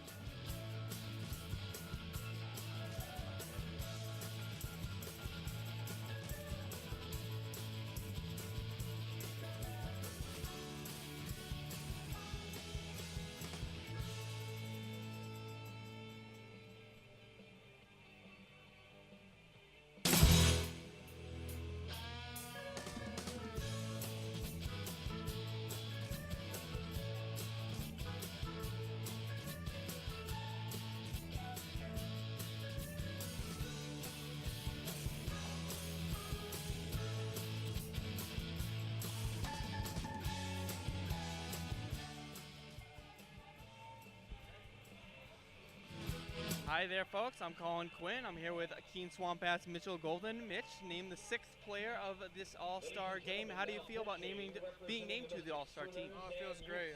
It's an honor, and thank you to all the fans in Keene who voted for me and everyone else. That was awesome. Absolutely. And are you enjoying your time here at Mackenzie Stadium for the All-Star game? Oh, yeah, this is awesome. It's a lot of fun getting to meet new players and then watching my boy Lorenzo Hampton win the home run derby. So it's a great time. So. What is your favorite part about playing for the Keene Swamp Bats?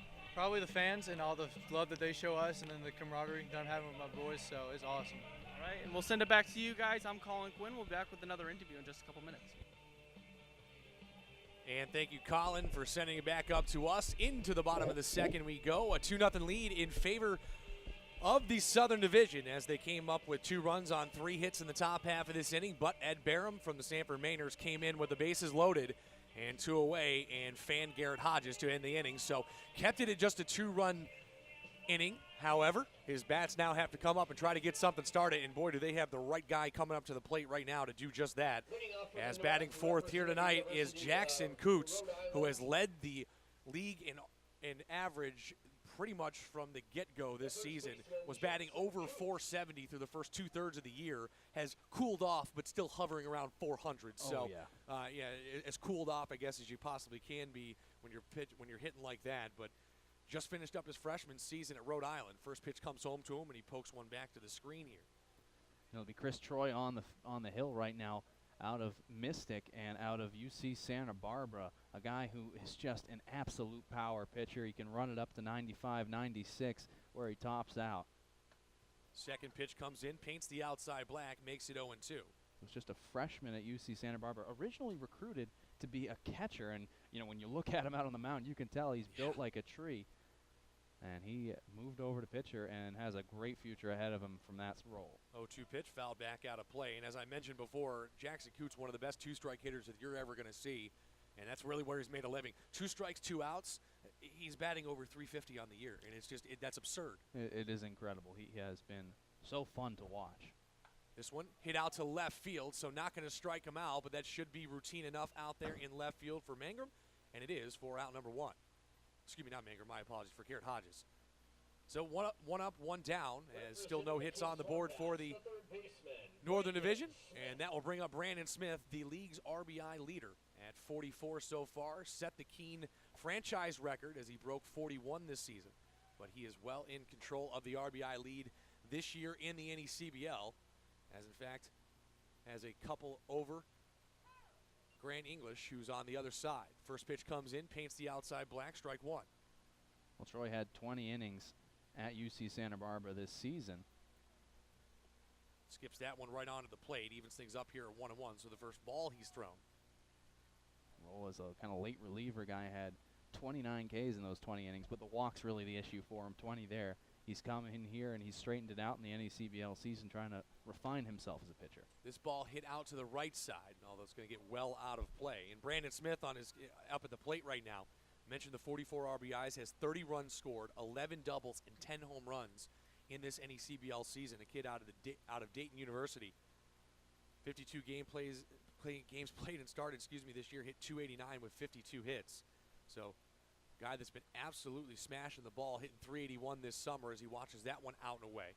And largely because of that, doesn't chase too many pitches, as that one was a chaseable pitch, but it skips away for an even count here at 2-2 with a one-way in this bottom of the second inning. This one popped up. See if the first baseman in English is going to have a play, but he will not, as that gets foul and will stay at a 2-2 count. Well, just a 1-2 record for Troy on the season, but a 1.40 ERA. Another one of those guys, you see him up and down the league where they really just don't have a very high ERA, but get tough luck losses here and there. And he's got 44 strikeouts and 25 2/3 worked. Wow. This pitch misses low, and that makes it a full count now. So a good at-bat being worked here by Brandon Smith, as his numbers would show, and he's got another big hitter right behind him in Nate Grimes. The payoff pitch. Strike three called as he hits the outside corner, froze him up on that one. Great pitch there from Troy. And now 2 up, 2 down, so the first 5 retired here by the Southern Division here tonight. And that will bring up Nate Grimes, one of the Vermont Mountaineers on this team, and a guy that has just been so good, joined the team late and made himself into an all-star pretty quickly. First pitch comes home here from Troy as that hits low and makes it strike one. Nate Grimes out of Western Michigan, second team All-MAC this season, hit .306 with 48 hits. He's hitting .309 on the season here, but 5 home runs. Second pitch skips into the dirt. 3 of those home runs came in the first 4 games that he had on the year. Just incredible. You can't really start any hotter than that. Including one against the Mainers, so I was witness to it. Yeah, he's got 19 in his career at Western Michigan to go along with 99 RBI. He has just been a fantastic player over there for the Broncos. Big rip there on the 1-1 pitch, makes it 1-2, and Southern Division pitching just trying to set down the Northern Division in order for the second straight inning here to start the game. Rock and fire. Curveball got him out in front, but it did tip off the end of the bat well enough to keep him alive here. But a great pitch there from Troy, especially if you got a mid-90s fastball. All of a sudden you drop that in on him. Good luck. Yeah, his last appearance was a start against the Pilgrims, and you know, he didn't have his best outing. The Schooners end up losing that ball game, but only allowed a run. He just he can hang it on you sometimes. Swing and a miss, strike 3, and 3 up, 3 down for the second straight inning for the Southern Division as they get the Northern Division no hits and held scoreless, including 2 strikeouts from Troy in his inning of work. So we will head to the third inning here at McKenzie Field with the score still 2-0 in favor of the Southern Division All-Stars. We'll take a break right here, but don't go anywhere on the NECBL Broadcast Network.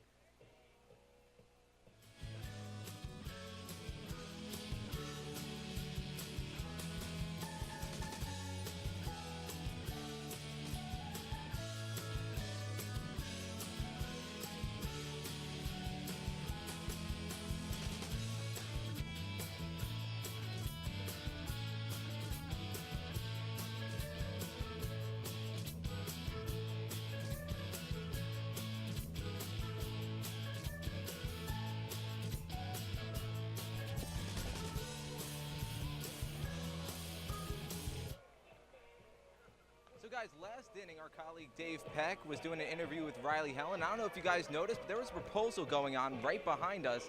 And we tracked down the couple, the newly engaged couple, Christy and Josh. Christy, I have to turn it over to you. It was during the Dizzy Bat Challenge. What did you think? I had no idea.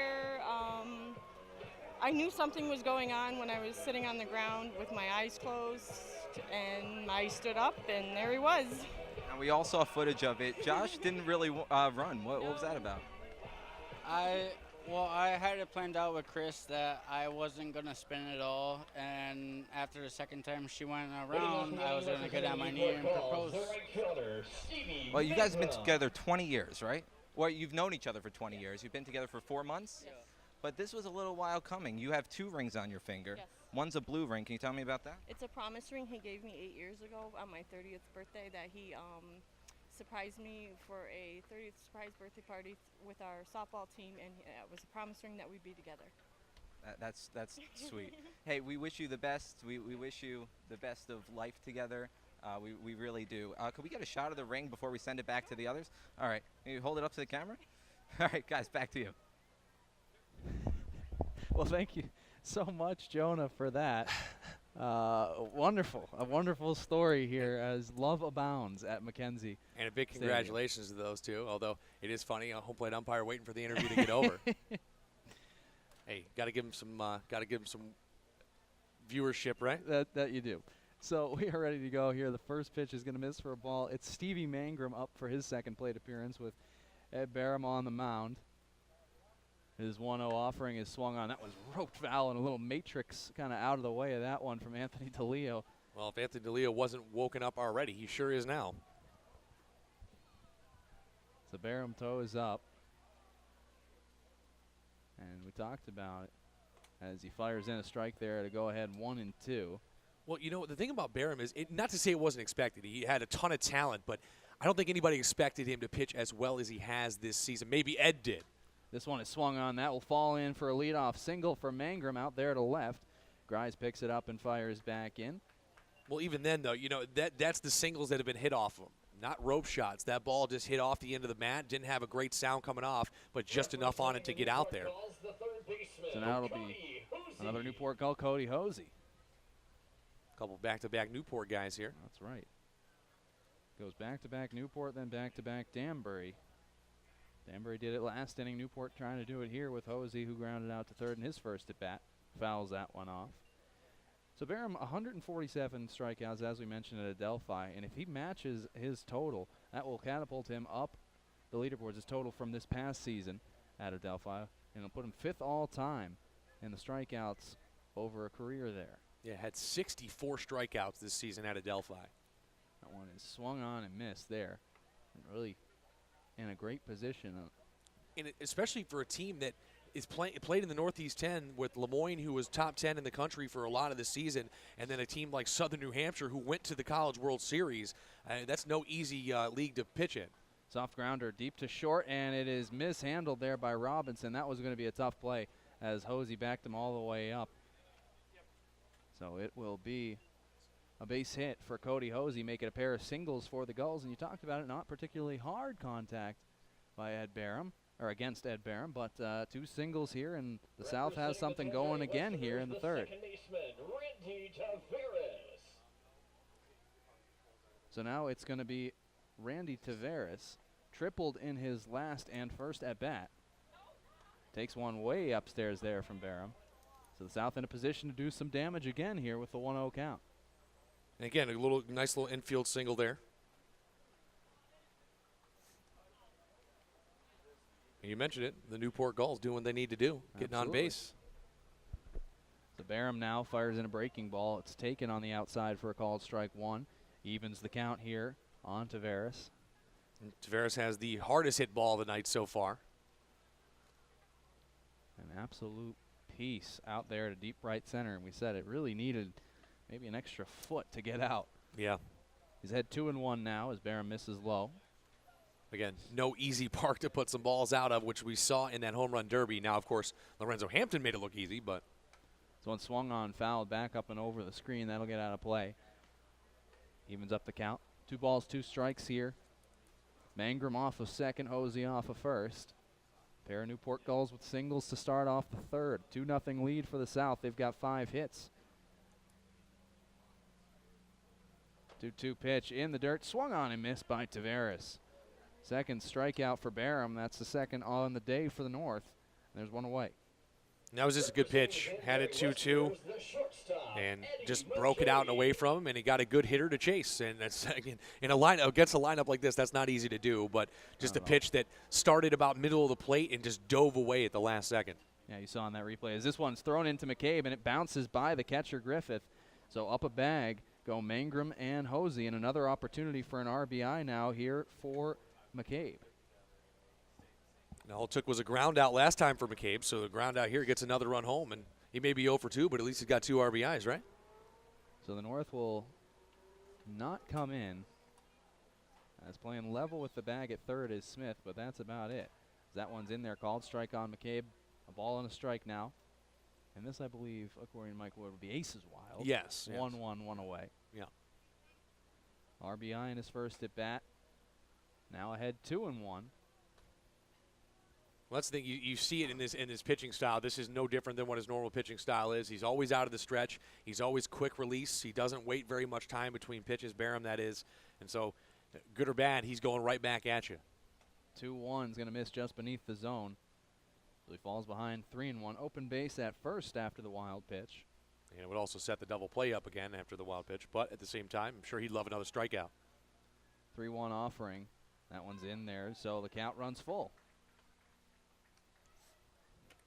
McCabe about as smooth at short as you're going to see in the league. A great defender and brings a great stick to the plate with him as well. Payoff pitch. Upstairs and he walks it. So that'll be the fourth walk issued by Northern pitching this evening. And the bases are loaded for the South. Well, it's funny, besides the first walk of Minnie Morales, we talked about throwing up a no hits. He threw up no hits, but unfortunately the 2 guys after him haven't been able to be so lucky. But again, the double play ball is in order here, so who knows, maybe they get one down. Of course, with an all-star game, you got a pretty good infield behind you. So that's right. So it will be Grant English. First pitch swinging, and he misses on that one. English ripped a double right down the first base line. Came around to score on a double that followed him by Antonini. And that pitch there, that was that splitter I was talking about, and again, just nothing you can do with it as a hitter.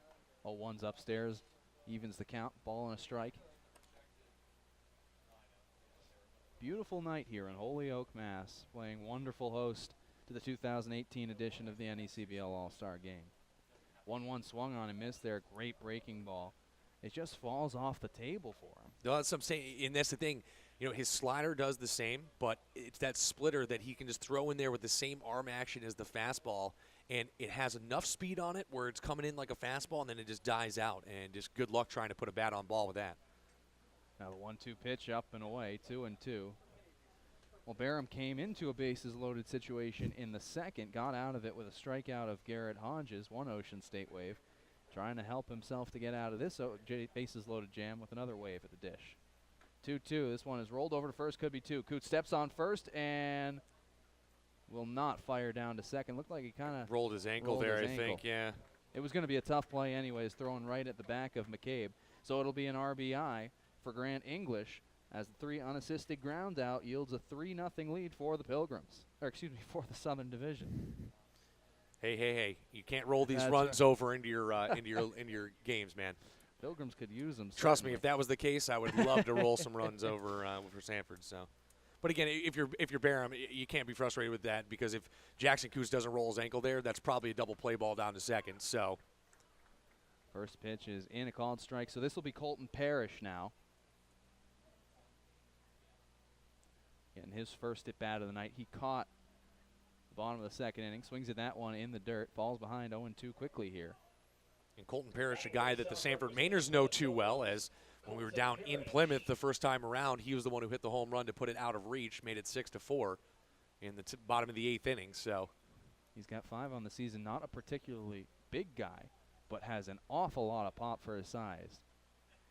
0-2 pitch, and he waves at a breaking ball, frustrated with his efforts there, and that will end the inning. So the strikeout gets Barham out of the inning, but one more comes in for the South. They take a 3-0 lead into the bottom of the third on the NECBL Broadcast Network. This is the 2018 NECBL All-Star Game.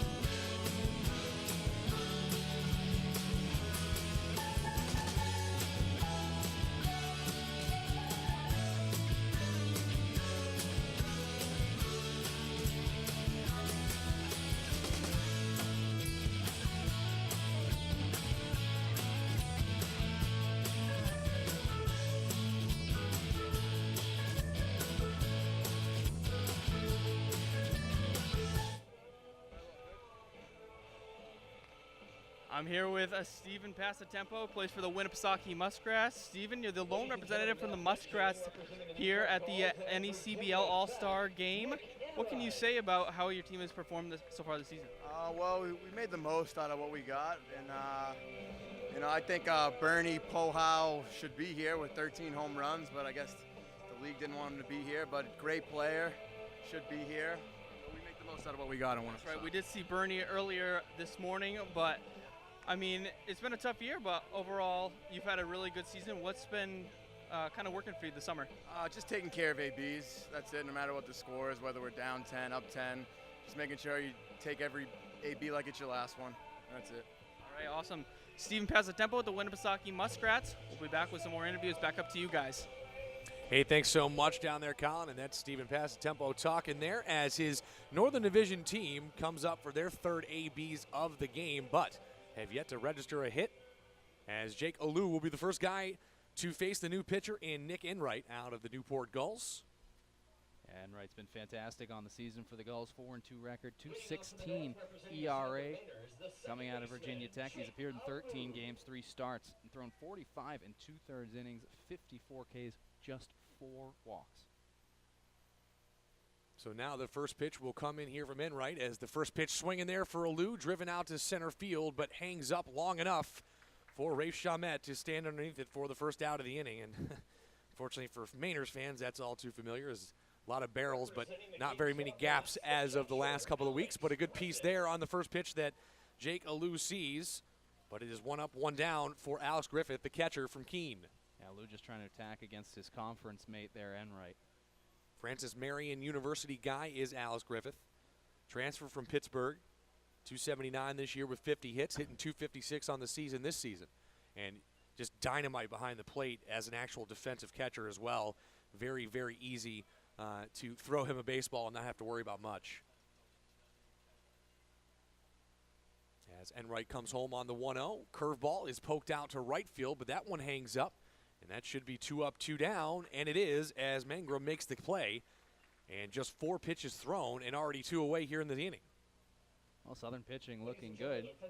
You're getting a lot of top-heavy in the rotation, guys who are real legit pro prospects. I mean, you saw Junker, who, for my money, in my 3rd year in the league here, I think was one of the best chances of making it of any guy. Just great stuff. And right behind him, a guy who's right there with him, sitting at in the low 90s, running up to 95, 96, and Chris Troy. As Enright brings it home, first pitch looking there is Jacob Kuz, and talk about another guy for this team, over 300 from Stetson. Not a bad program down there in Stetson as they made a little run in the playoffs this season for Division I, but he takes one down at the knees for strike number 1 here to start the count.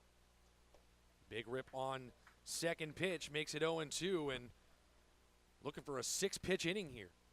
Here's Nick Enright. He's not a guy who strikes out a lot. I mean, 2 years ago, ranked as the 18th toughest hitter in the whole nation to strike out. Does lead the league in stolen bases with 24. As the 0-2 too high there, and he'll buy one more pitch, letting that pitch go. Good job there.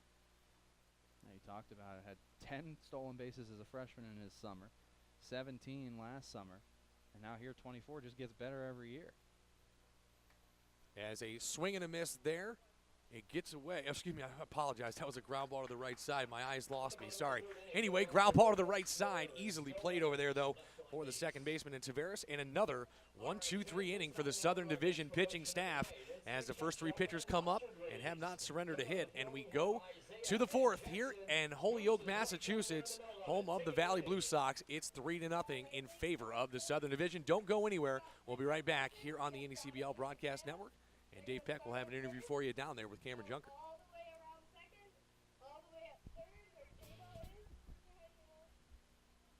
Thanks, guys. I'm here with the starting pitcher of the Southern Division All-Stars, Cam Junker, out of the Plymouth Pilgrims. Cam, good quick inning here in the first, and so far the arms of the South have been rolling. Yeah, we got good arms here in the South, a lot of good pitchers, a lot of good prospects. I think South pitching-wise has been set for this game. Any guys in particular that you've talked to, whether they're pitchers or position players, and kind of shared notes with so far today? Honestly, we do it a lot in Plymouth. We all talk about what we see, what we feel.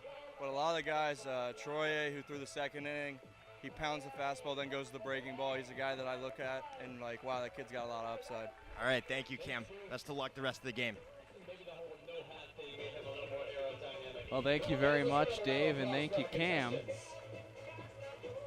Cam will be heading off back home after his appearance tonight, but it was a fantastic season for him with the Pilgrims. We owe so much to him. I mean, obviously a great job to get the Pilgrims in a position here to contend for their second first place finish in team history, a young 6-year history. He did a fantastic job tonight, as did Troy after him, as did Enright after that. It has been a solid performance for the pitching on the Southern side of things, and now it'll be looking for a little bit of consistency on the Northern side of things as Justin Willis comes into the game to pitch out of Keene. Willis, a Vanderbilt product. Definitely the consistency that the Mainers need right now. And not to say that, again, the one run coming home on Ed Barham just on a pass ball, it is what it is, but at the same time, excuse me, on a ground ball, I should say. So could have been a ground ball in the inning, but a good inning pitched by him. But Justin Willis comes on, and the Mainers have seen Justin Willis several times this year, and he has been stout in every single appearance, as he has a 1.47 ERA with 29 Ks and 14 walks. He's only allowed 3 earned runs on the season, so not a bad stat line. No, he has been excellent. Had a streak through the middle of his season from the 26th of June to the 13th of July, in which he was 2-0 with 6 straight appearances, scoreless, 11 total innings. And 9 of those innings from the 1st to the 13th were hitless. A total of 9 straight hitless innings for Willis, who is on the mound now, hangs that arm and comes to the set, as it's the top of the Southern Division order. And taking for a strike there is Rafe Chalmette, who here in the fourth already getting his third at bat. Couple of long innings back-to-back for the North. 8 up in the second, 6 up in the third. Chalmette lifts this one. It's down the line and caught on the run by Grise. Great positioning there by him over and left. That one a sinking liner towards the chalk, but can't fall in for Chalmette, and he's sat down out number 1. Yeah, you're right. Just perfect positioning. Not expecting him to pull the ball, and he was playing right there for him. But you mentioned, talking about Willis and a guy that played summer high school ball with 3 first-round draft picks, including Mackenzie Gore. I'm sure some people are familiar with his name, and Jordan Adele, and a guy that at Vanderbilt in his first season struck out 8 in just 10 innings. So in the SEC baseball, can't really ask for much more than that. Got Riley Helen now up and starts him off with a strike. He was a team captain for his sophomore year in high school. St. Joseph's moved on to Memorial, a powerhouse there, helped him to a couple state championships. As he gets ahead 0-2 here on Helland. His dad was a D3 pitcher at Stevens Institute, so he's got that Craig Kimbrell thing going too. He really does. Dragging his knuckles in the dirt there. Comes to the set now, sporting number 5 for the Swamp Bats this summer in his purple jersey here, and he fires in a breaking ball that Helen looks at for strike 3. So 2 great at-bats from Helen to work walks, and this time he set down on 3 pitches looking at strike 3. Well, it's kind of tough when you got a guy like Willis out there as he mixes that fastball and that slider so well. And you see the slider, I should say, right here. That ball coming out of his hand all of a sudden just juts back, and as a left-handed hitter, you're sitting there going, what do I do with that? So certainly an undersized guy, but packs a wall up in terms of velo. Fires in a strike with the fastball to Garrett Hodges. 0-2 so far tonight with a ground out and a strikeout. is the Ocean State left fielder. Takes ball 1 up and away there. He's got a little bit of a hitch to his delivery, but yet it's so simple as far as what he does when he rocks and fires. There's really not much to it, and he does it really well. Comes to the set here, and he is as hot as a pitcher could be right now as he gets one fouled off there by Hodges. His month of July with Keene, he's pitched in 11 2/3 innings and has a .77 ERA with a 17.74 K/9 ratio. Well, 3 of those innings have come against the Mainers, and they've yet to get a hit off of them, so. Just 3 hits allowed all month. 1-2 pitch, swung on, popped foul and away.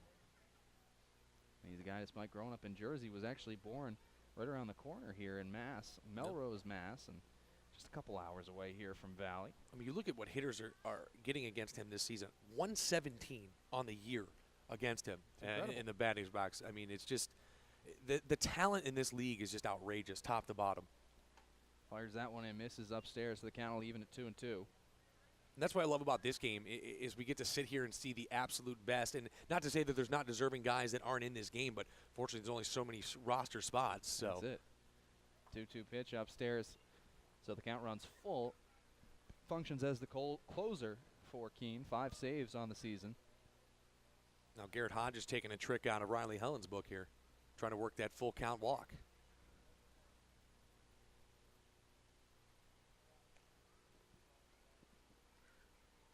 So he comes to the set. 3-2 misses, and he gives up the walk. So the South has had a base runner in every inning now as Hodges heads down to first with a 2-out walk, and Stevie Mangrum gets another chance. Again, Stevie Mangrum last time he was up, singled, and then came around to score. That was back in that 3rd inning. I say back in that 3rd inning. It was literally last inning, but started out the rally. See if he can do it again with 2 outs.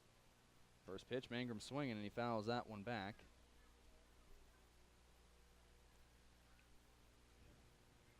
Now, I can't imagine Garrett Hodges much of a threat to steal here.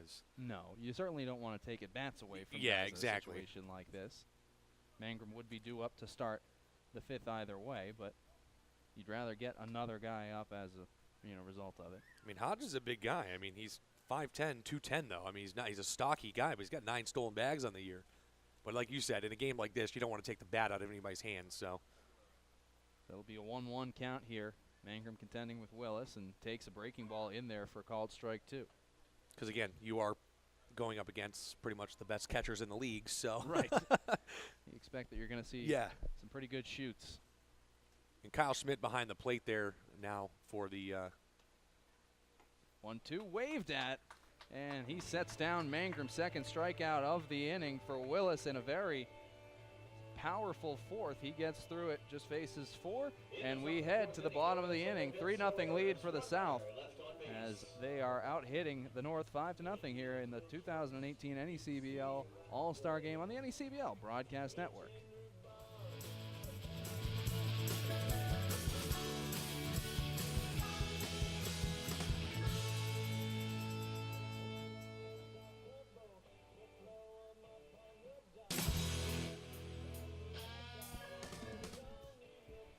Chelsea Raymer here with Chris Berry from Upper Valley. Now, Chris, tell me, what has been your favorite part of the All-Star Game so far?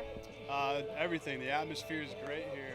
The home run derby and all the events that were put on has been really put on pretty well. So it's been a great experience so far.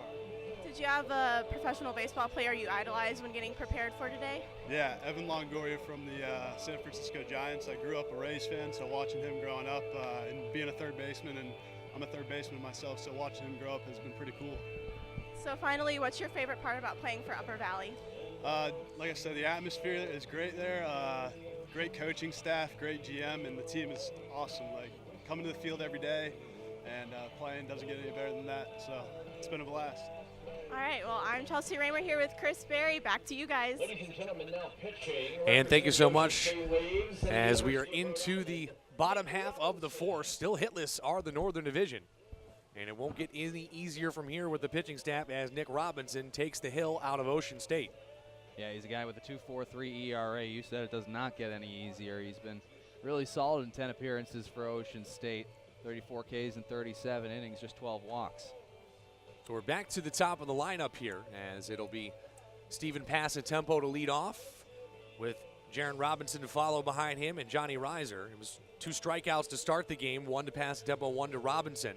And then Reiser grounded out to end that first inning, so now they come back up for their second time around here.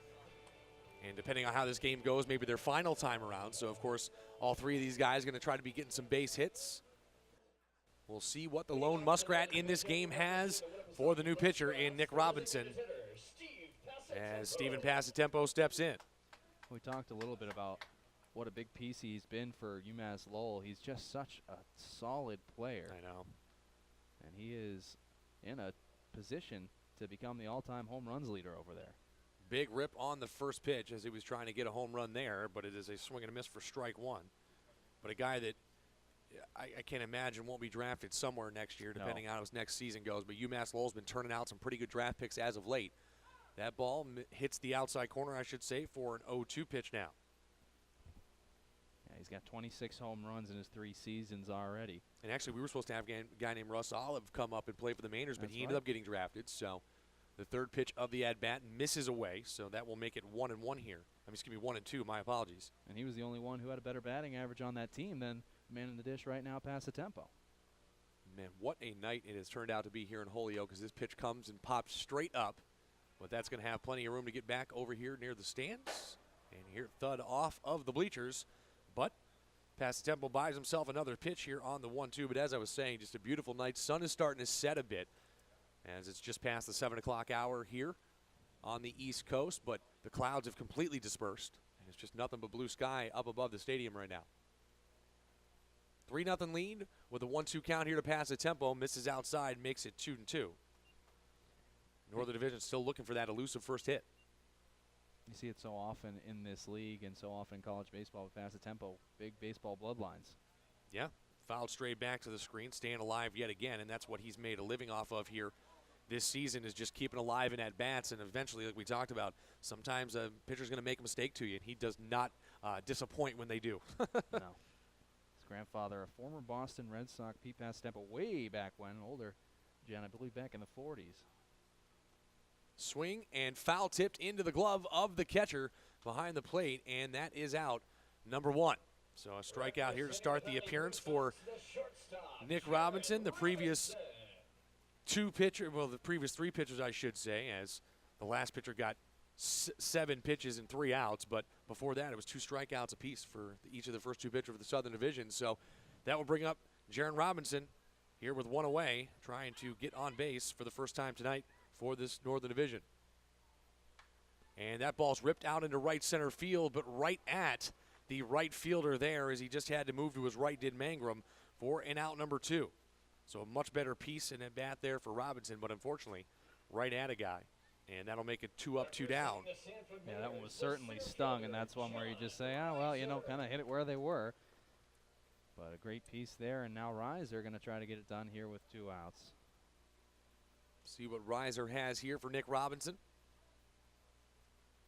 Just such an all-around player is Reiser. Yeah, absolutely. And again, one of the few guys that's really kind of a just all-around 5-tool kind of guy. And he's been impressive, that's for sure.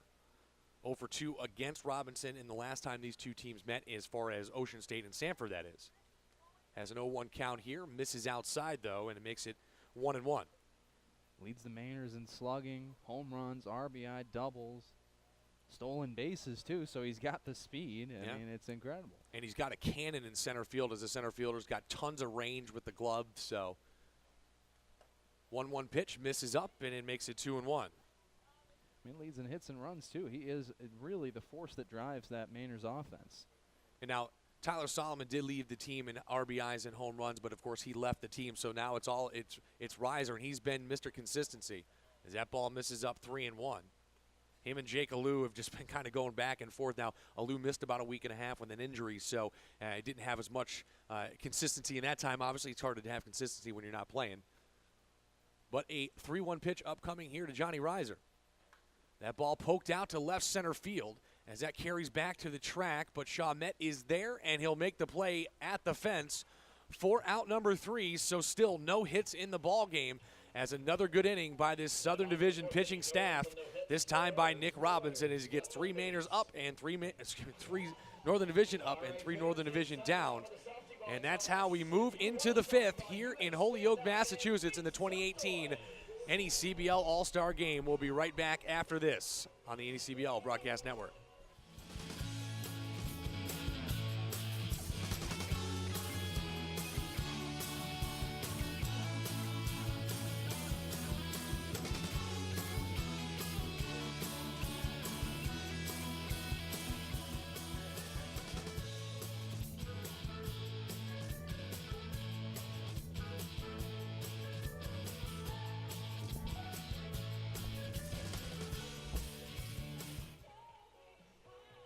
Guys, I'm here with Rafe Chalmette, who just made the last out of the inning. Rafe, what does it mean to you to be an All-Star? It means a lot. I'm thankful for this opportunity. It's cool to play against the best guys in this league. It's a highly touted league, and it's cool to be surrounded by players who can really play the game of baseball and have a good chance to play at the next level.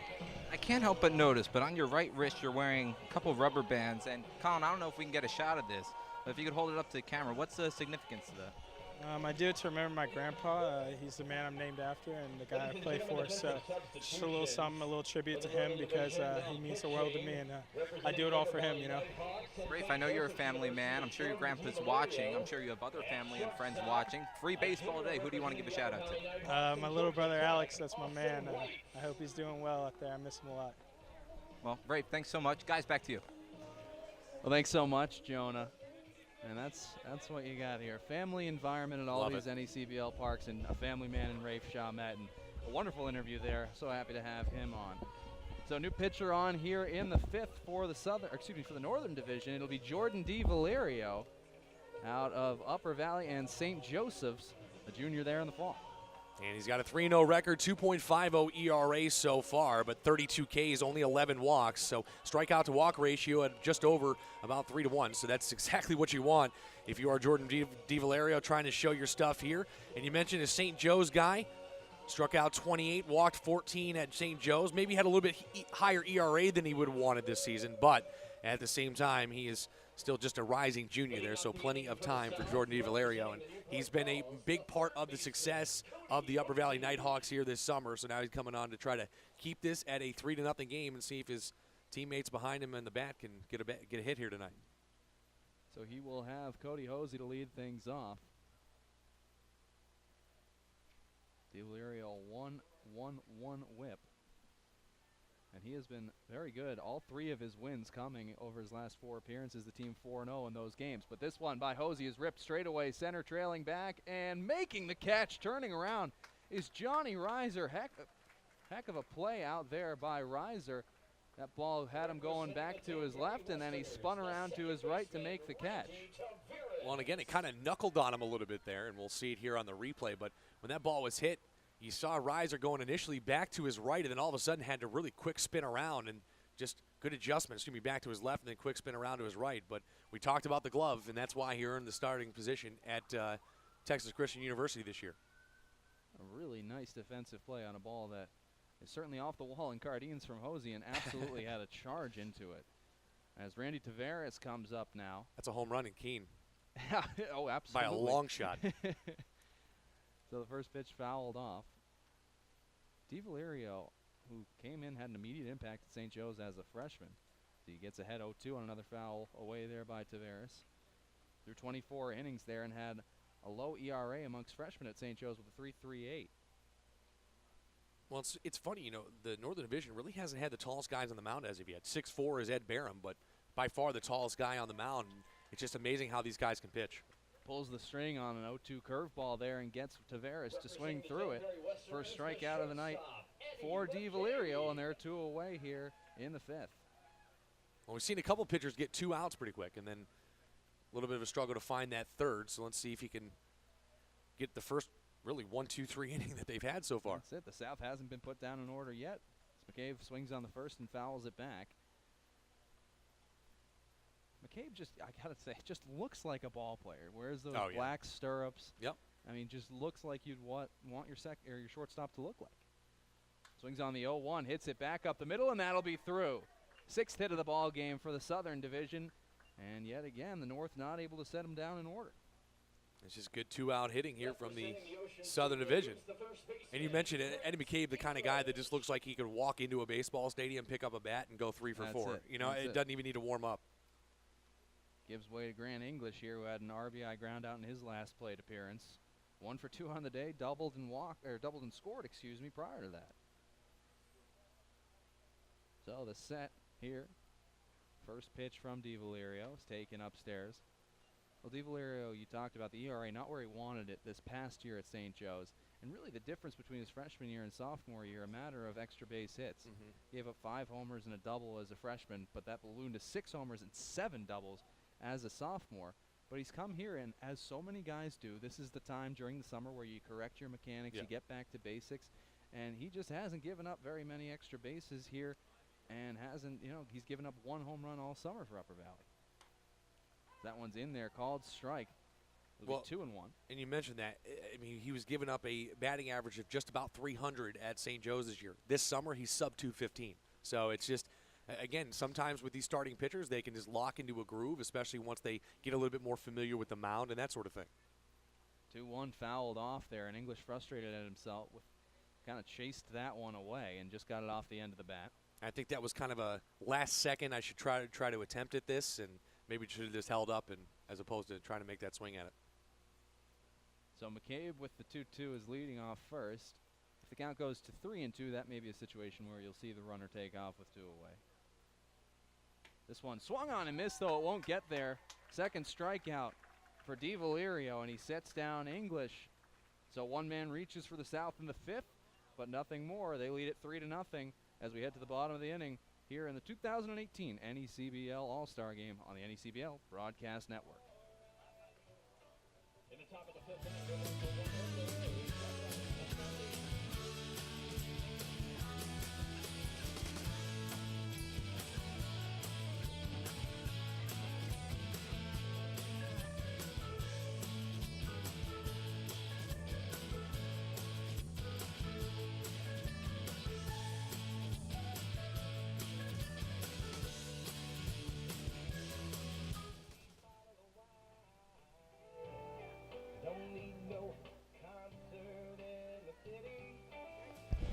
I'm Chelsea Raymer here with Indy Morales from the Valley Blue Sox. Indy, you got to pitch in front of your home crowd tonight. How special was that for you? Honestly, that's one of the coolest things I've ever experienced in my life. You know, just to get to show my family and the fans what all the work that I've put in, and it's just a cool moment. I blacked out. I definitely blacked out there, but I remember some of it, so it was awesome. How did you prepare for your start today? You know, I honestly didn't do anything different. I just stuck to my routine. You know, hour and a half before the game, I started stretching and all that, so I didn't change anything. The only thing I had to do was get mentally prepared, and that's the same thing every week. So, yep. So this is your 3rd season playing for the Valley Blue Sox. What has made this one different from the others? You know, they've all been different. My first year was just a really good experience. It was the first time pitching college, you know, because I didn't get that many innings as a freshman. And then sophomore year last year was rough. You know, I took a beating. I had like a 10 ERA.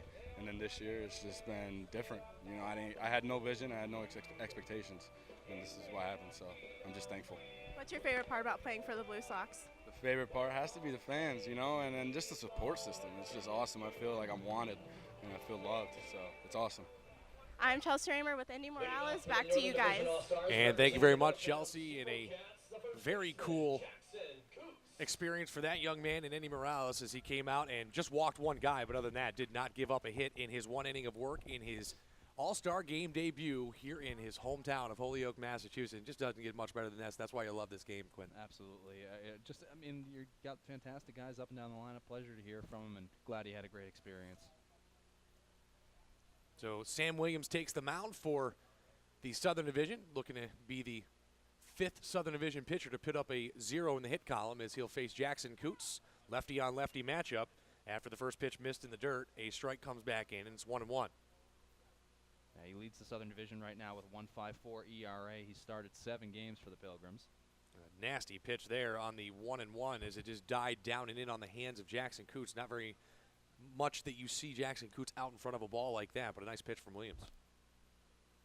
So a 1-2 count here as Williams brings it home to Coots. That ball skips way outside into the dirt and evens things up here at 2-2. And, of course, Coots not the guy that's going to chase those pitches. if you're going to strike Coots out, you got to put something at least near the zone. So now we're even up here at 2-2 with the leadoff hitter here in the bottom half of the fifth of this 2018 All-Star game. South on top, 3-0. First pitch, this pitch comes in. Slider looked like that time, but missed out and away. So now a full count here for Jackson Coots, just trying to be the first base runner of the game here for the Northern Division, as the Southern pitching has just been outrageous so far. Payoff pitch. Grounded up the middle as he puts a bat on ball, but Eddie McCabe there for the throw over to first, and out it goes for the first out of the inning. A pleasure here for Sam Williams to get to work with his battery mate Colton Parrish, and the guy that works with him in every one of his starts as well. So, good to have that combination teamed up. So that will bring up Brandon Smith here for his second AB. Again, just the second time through the order here for the Northern Division as the first pitch comes home to him, hits into the dirt for ball one. We talked about Brandon Smith leading the league in RBIs with 44, set the Keene franchise record, and joined about a week and a half late too. So imagine what he would have done with that week and a half extra as that pitch comes in, misses out and away, and 2-0. And this is one of the few times here tonight we've seen a Southern Division pitcher fall behind any Northern Division hitter. Even though it's only a 2-0 count still. Yeah, he just does. It hasn't really happened tonight.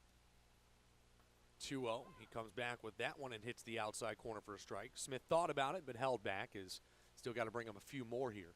And this is what Williams is so good at. He's a guy who, he'll dance around the zone and he can, fire in some balls, get behind in counts, but he always finds his way back in. 2-1, fouled out of play, and it's quickly back into 2-2. And as you mentioned it, he gets right back into the count after falling behind 2-0. Yeah, he's got 38 strikeouts and just 10 walks. He just, doesn't really give up very many walks because, when he buckles down, he trusts his stuff, trusts his defense behind him, and said if it's going to get put in play, that's fine, but I'm going to come in the zone on a payoff pitch. And he'll step off here. And it looked maybe like a bead of sweat dropped into his eye, something like that. So he'll come back to toe the mound. And into the bottom of the fifth here. Over halfway through this game, 6 hits and 3 runs for the Southern Division as that ball's into the dirt. Makes it another full count here to start the inning. But 3 runs coming on 6 hits for the Southern Division, whereas on the other side, still yet to have a hit for the Northern Division here tonight, which I'm sure is likely to change, but at the same time, good start to the game for the Southern Division. Payoff pitch again. Misses inside, and there's your first base runner of the game for the Northern Division. Although still hitless, they will take the base runner whatever way they can, especially with a guy like Nate Grise stepping up to the plate. Yeah, you hate to be that guy here in the fifth if you're Sam Williams that kind of breaks it up. What was a perfect effort so far from the Southern Division, but now you just want to kind of buckle down and say, all right, I've had a couple of full counts here. I want to start loading the box up a little more, fire in some more strikes, and just get quickly through this outing. So first pitch comes here to Grise. That ball misses low, and it's 1-0 here. Brandon Smith, no real lead to speak of out there at first, and not necessarily the guy to be running. Has 5 stolen bags for Keene so far, but again, we talked about it earlier, don't want to take the bat out of anybody's hands, especially down 3-0 at this point. That ball fouled straight back to the screen, evens things up here at 1-1. And especially in this situation where, this is it for the starters. Yeah. This is the last guy. So, just the way things have been going, if you're Jake Alou, Alex Griffith, Jacob Coos, the bottom 3 in this order, they're coming out after this inning, you'd like to get them a second at bat. They've only had one so far because of how good the pitching's been. As the 1-1 comes home, big rip on the breaking ball, and it's quickly 1-2. And as you can see on your screen there a little bit, home plate completely enveloped in shadows, as is the pitching mound, but there's that little strip right in the middle of the two that can really kind of mess with the eye angle of a hitter as well, as that ball comes in and out of light pretty quick. Swing and a miss, strike 3 for Nate Grise. First strikeout of the game there in his first inning of work for Sam Williams, and quickly 2 away. So that base runner down there at first, trying not to get stranded, as that will bring up Jake Alou here. The second baseman, Jake Alou. Jake Alou out of Hamilton, New Jersey, Boston College Eagle. Has just been outrageously good and was 8th in the ACC in his freshman season at Boston College. Had a struggle this year, had some health problems early on in the year. First pitch comes home, paints the outside black, strike 1 to start the count to him here. He flew out on one pitch out to center field the last time, and we mentioned one of those balls that was barreled up early on, right, but it found its way right to Rafe Chalmette. It really didn't have to move very much. Second pitch into him as it's fouled out of play, and now he's down 0-2. Imagine he had 331 as a sophomore to lead the team, and you know, you talked about it was a tough season for him, but really it was an offensively deprived Boston College team this past year, and I think that, you know, he's coming back with something to prove, as is that whole team, and if he can get back to form, he could be a part of what could be a fairly potent offense for the Eagles. Well, he's definitely broken out of that slump here this summer, and I'm talking to him, you know, day in and day out, and that's been huge for him. He said, you know, my biggest thing coming in this summer was just focusing on what I can do to just get better hits and not try to kill every single baseball. And his swing is just so tight, short, and compact. There's not a lot of effort to it, but he still gets a ton of torque on his hips, and he's able to just spray the ball to all fields. As that ball misses for the first ball of the count, it's 1-2. Yeah, when he's on, he's just such a fun hitter to watch. Rounded up the middle as that ball's in through into center field, and no more no-no. As Jake Alou gets the first hit of the ball game for the Northern Division, and it makes it first and second here with 2 away. So Jake Alou may be taking the monkey off the back of the Northern Division there, but still a lot of wood to chop here as Sierra Devaney, the hometown guy out of the Valley Blue Sox, a guy out of Mercer County Community College in New Jersey, is hitting .288 on the year with 7 doubles, 14 ribbies, and 3 home runs for the Valley Blue Sox, the first place team in the Northern Division, and he steps up for his first at-bat here in this 5th inning. 2 on, 2 away. First pitch misses out for ball 1. And that single coming on a 2-strike pitch from Jake Alou, and again, we talked about not trying to do too much, just push the ball back up the middle, and that's exactly what he did. Second pitch into Devaney is fouled straight back. Evens things up here at 1-1. Devaney out of Mercer County Community College. He's going to be at UMass Lowell next year. 9 home runs this past season at Mercer County, tied for the team lead. 336 hitter there, 34 ribbies. And a .505 on base percentage. Just unreal. That ball ripped out to center field, but enough air underneath it. Rafe Chalmette is there. So the walk and the 2-out single do not come to any avail for the Northern Division, but the no-hitter is gone as they do finally get their first hit. However, the score remains 3-0 after the 5th inning, so we'll see some new faces coming out on the field for both teams over these final innings. Don't go anywhere as we have the final 4 innings of the NECBL All-Star Game upcoming. We'll be right back here on the NECBL Broadcast Network.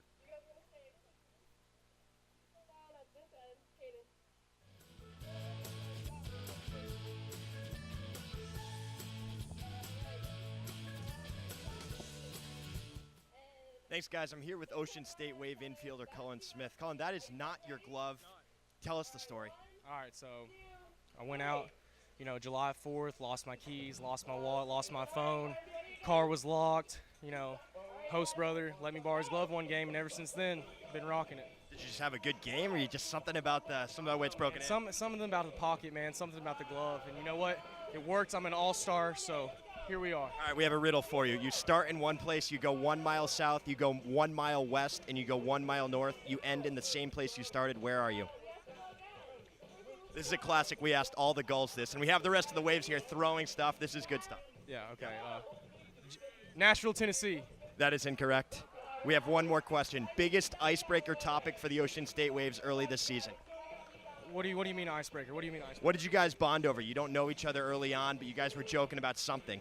On the bus, back of the bus. All right, Mafia. Mafia, definitely. Game Mafia on the bus. Yeah. I win every time. What's your strategy? Win. Thank you. Every time. Ladies and gentlemen, Cullen Smith, back to you guys upstairs. Fantastic interview there from Cullen Smith. Thank you so much, Dave. And I tell you what, you know, I realize I'm a little bit older than most. I won't date myself here, but, you know, I've taken many, many baseball bus trips in my life, but Mafia was never a thing when I played. But no. It's one of those things that, like, now the Sanford Mainers, every single bus trip we take, if it's longer than an hour and a half, which pretty much every one of them is, for probably 2 to the entire trip of that trip, it's constant playing the game Mafia, and they get into it too. I tell you, it is a sense of pride, that's for sure. It's a great game. I'll tell you what. So this is funny. On the Pilgrim side of things, this is my 3rd season with the team. In the first year, that's all we did. Every bus trip. Okay. Mafia. Last year, we started it early, and I think we just had a couple competitive guys. And Cam Junker, who started the game today, and Hernan Sardinas, who was an all-star last year for the Pilgrim, 2nd year Pilgrim this year, just got into some heated battles in Mafia, and both returning this year have now set the tone and said, no, we're not playing that anymore. I've made the joke with Coach Morris of the Sanford Mainers many a time. I said the undoing of this team is going to be the Mafia game. That's it. You know what I mean? There's just going to be fights that break out, and it's going to be, well, what happened to the team? Well, we were playing Mafia on the back of the bus. And it'll do it to you. See what Sean Fisher has here as he's a Mainer, one of the 7 Mainers on this team, and second Mainers pitcher. And now the lineup switches over to the backup players or the reserves, I should say, for the All-Star team, as leading this inning off is Anthony Cruz, the catcher out of Mystic, getting his first at bat. Takes a couple of balls upstairs from Fisher. He's appeared in 15 games for the Mainers, 18 thrown, and he's got 20 Ks, just 5 walks over that stretch. Great ratio there. Fires that one, and it's poked foul, so he gets one back. 2-1. Well, let's take a look at what Sean Fisher has done. And Sean Fisher has sneakily become one of the best pitchers on the Sanford Mainers team. A quiet guy on the mound, but he comes in, gets contact. He struck out 20, only walked 5, and he's only allowed 1 home run, and that home run came all the way back in one of his first appearances, as his ERA has been 1 or sub-1 all season long, as it sits at exactly 1 right now. Yeah, he started with no earned runs through 5 innings pitched in 6 games. And after giving his first, as this one is grounded to third, it's fielded there and fired across. Not in time, as it pulls actually the covering man off the bag. Yeah, Cordell Dunn Jr., a little bit shorter of a first baseman than Jackson Coots, so he had to go up on that one. That ball was let go a little bit high, coming out of the glove of Anthony Kirion, the new third baseman out there for the Northern Division, as it's now 3 Upper Valley guys in the infield.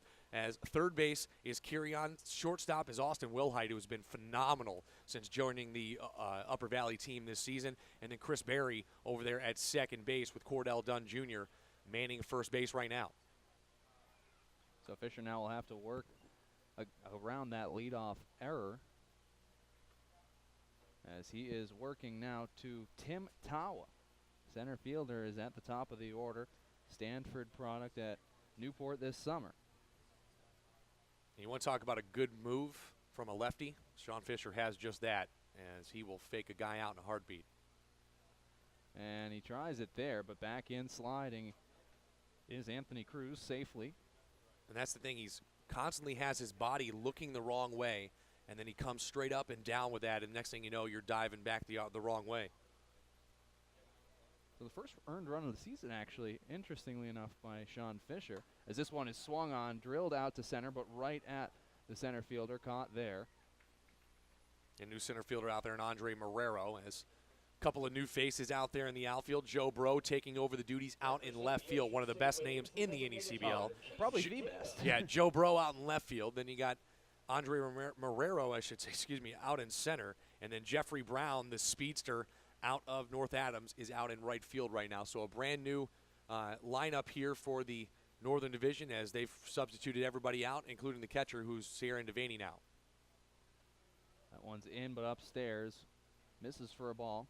So as I was saying, the first earned run of the season given up by Fisher was to Southern Division All-Star Eddie McCabe. A home run in a relief appearance there.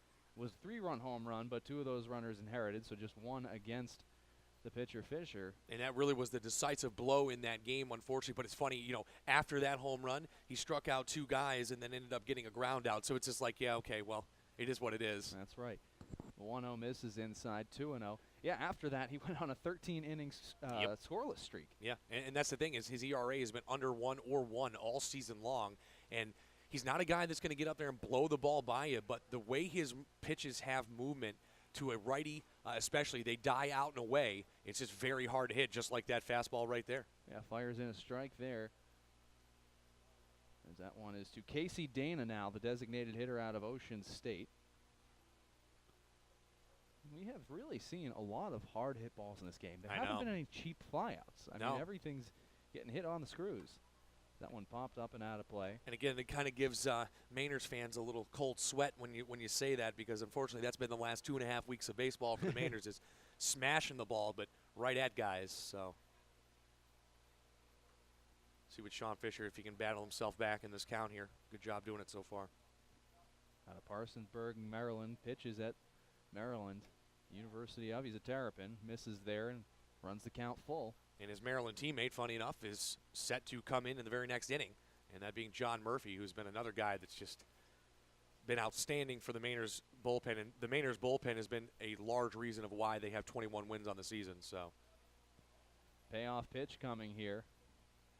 Cruz holds it first, dives back in on a pickoff attempt, and he's safely there. Not a bad idea there, as a 3-2 count with 1 out. You got a 3-run lead, maybe thinking the guy's taken off here. Not necessarily always a threat when the catcher's on first base, but at the same time, you never know. Payoff pitch, check swing, and taken for a ball there by Dana. So he heads down to first with a walk. And there's a runner up into scoring position here for the Southern Division with 1 away. They've got men on first and second ahead of the new batter, Justin LeBecq.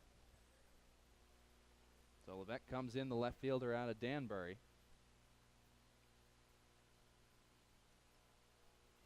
Digs in, awaiting Fisher here. Yeah, LeBecq, another Davidson guy. Swings on the first pitch and fouls it back. 54 games played, hit 3 home runs in the Atlantic 10 tournament. Not too shabby there, but 50 hits on the year down at Davidson, and of course 328 up here this summer. So having himself a good 2018, that's for sure. That he is. He's been excellent for Danbury. That one is taken inside. So a ball and a strike to him here with 1 away. 3-0 lead, as you said, Mike, for the Southern Division. They've out-hit the North 3-1 so far. North has had just 2 base runners so far through 5. There have been more walks than I'm sure the Northern Division would have wanted here in this game so far. So absolutely. 2-1 now as Fisher misses low and in. But you look at what LeBecq has done down at Davidson, and in his first season only had 3 plate appearances in 7 games. But since that point, in his sophomore year had 62 hits, and his junior year had 50 hits. So it's just hitting the ball, doing well. That one's fouled off. It'll be 2 balls, 2 strikes.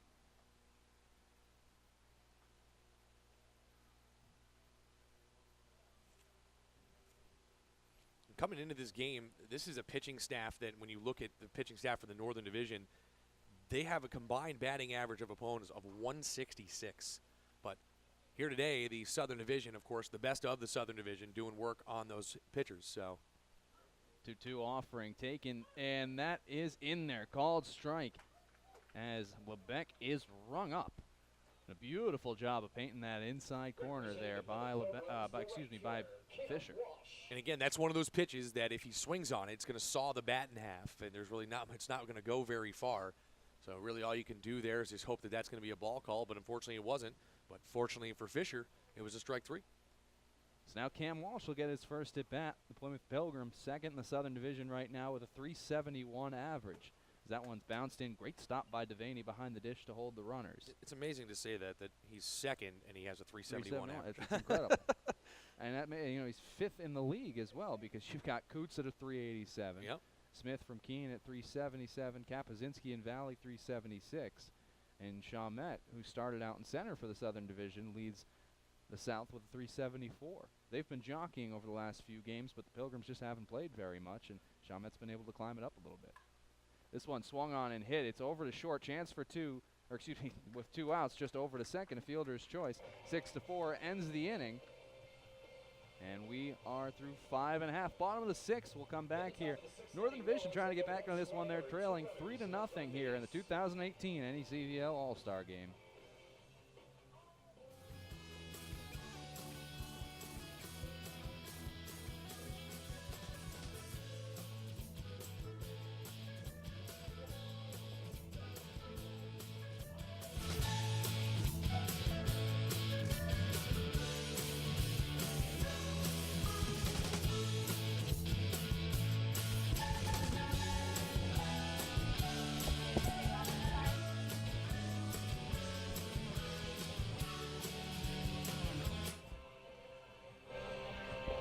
I'm Chelsea Raymer here with Jackson Coots from North Adams. Jackson, how has your time been here at the All-Star Game? It's been pretty cool. Good to see all the guys I played against all summer. I mean, made some pretty good friendships with them. the whole experience here is pretty cool with the home run derby and the 60-yard dash. Like, that was all pretty cool. I mean, I've never been in a home run derby before, so it's pretty cool.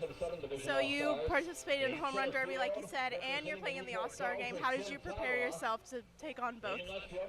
Just like every other game, honestly, because, I mean, the home run derby is just kind of like glorified BP, so I was just kind of do the same thing, just try to hit it as far as I can, so yeah. So what's your favorite part about playing for the Steeple Cats? Oh, my favorite part about playing for the Steeple Cats is probably I like the scenery, honestly, because we're in the middle of all the mountains. It's nice to look at, honestly. I'm Chelsea Raymer here with Jackson from North Adams. Back to you guys. Thank you, Chelsea. And Jackson Coots has enjoyed a heck of a summer in the picturesque backdrop there of Joe Wolf Field as he's just smashed the cover off the ball here this season. Comes in again leading the league in batting average at .387. Much of the year, though, he was north of .450, which is just baffling to even talk about. But honestly, anyway, he had a .505 OBP through the month of June. He was halfway through the summer getting on more often than he was not getting on. It's almost unfathomable. And he just really is just that good and only going to be a true sophomore. And that's the thing that astonishes me. He's a huge guy, but you look at it and say, you just finished your freshman year at Rhode Island? It's incredible. Yeah, incredible. So Rhode Island coach has got to be beyond thrilled, I would say. A bunch of talent out of Rhode Island in this league. So University of Maine's got to be feeling like they really missed out. He's right in their backyard. I would say Orono, yeah. So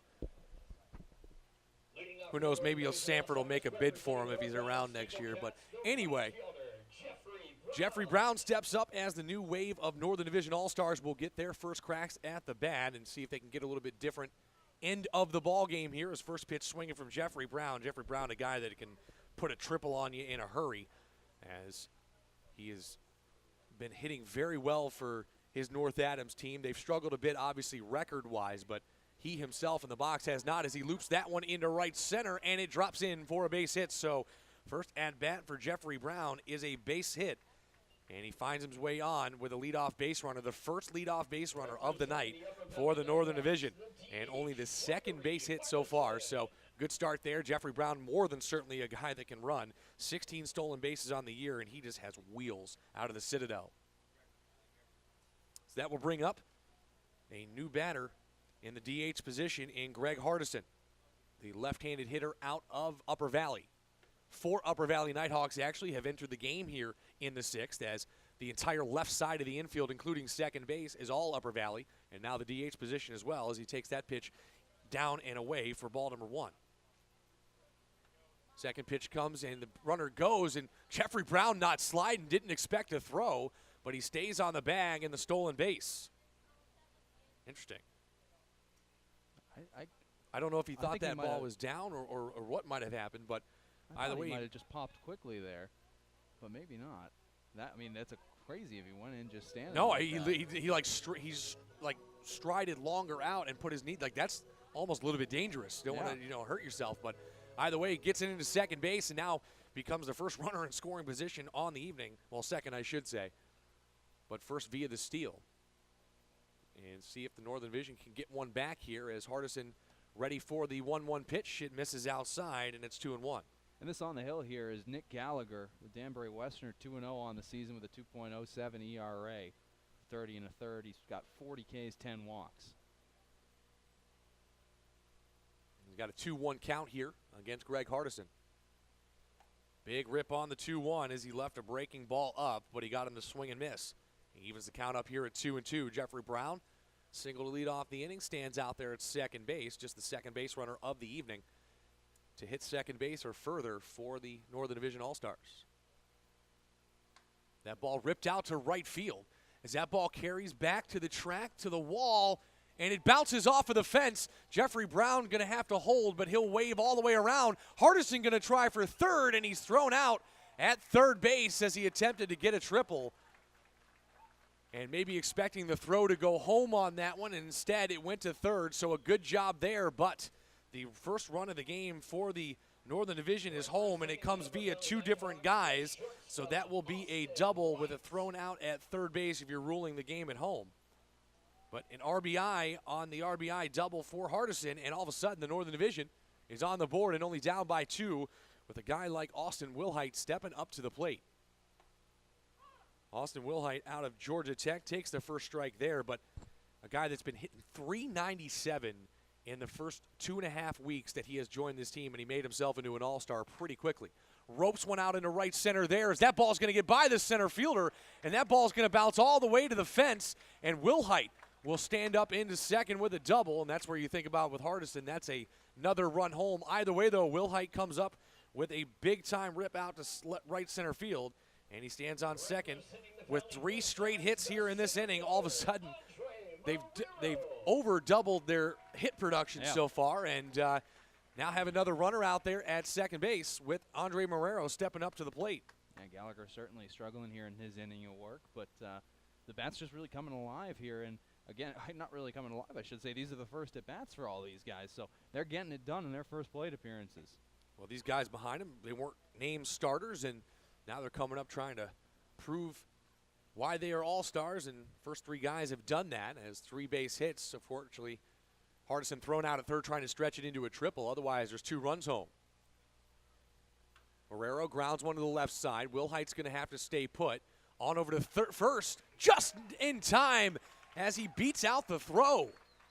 Andre Marrero has that sneaky speed out in center field, and he shows it there as a little bit of a high throw over there from third base, but at the same time, a great run by Marrero, and it's first and second with only 1 away.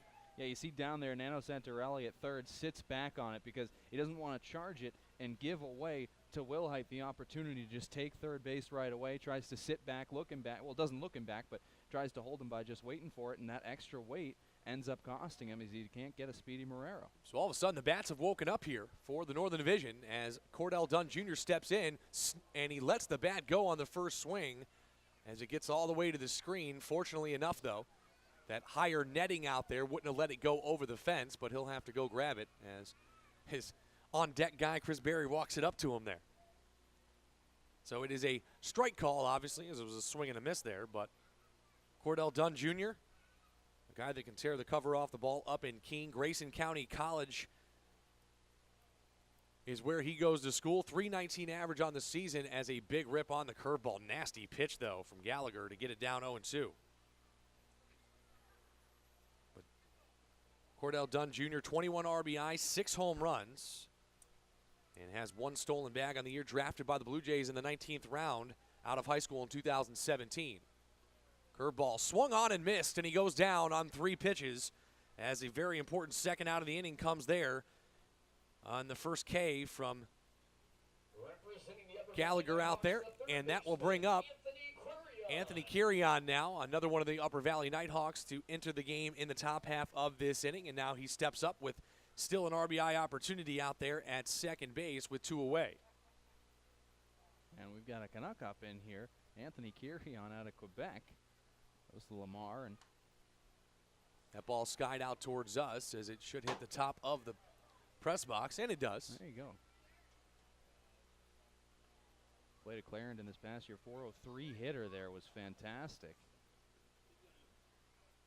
.699 slugging percentage as well. .464 OBP, 9 homers and 45 RBI. Huge leadoff of second base for Wilhite, but no throw back as that ball scoots away, and he was already halfway down the line. So now it's second and third with 2 away.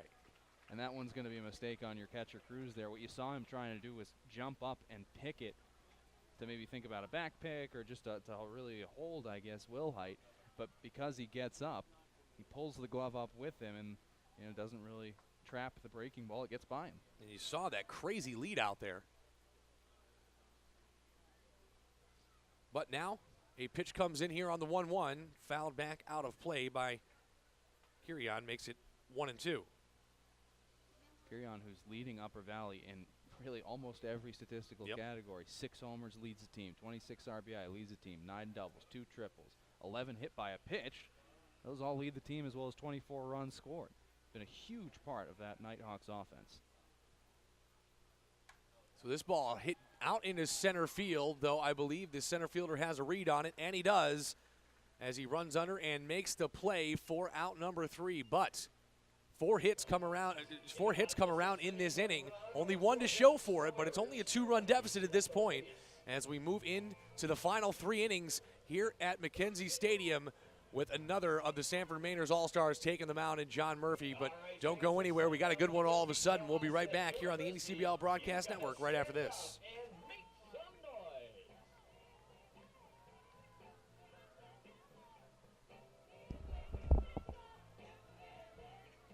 Hey guys, I'm here with Randy Taveras and Eddie McCabe, the 2 middle infielders for Danbury, both all-stars tonight.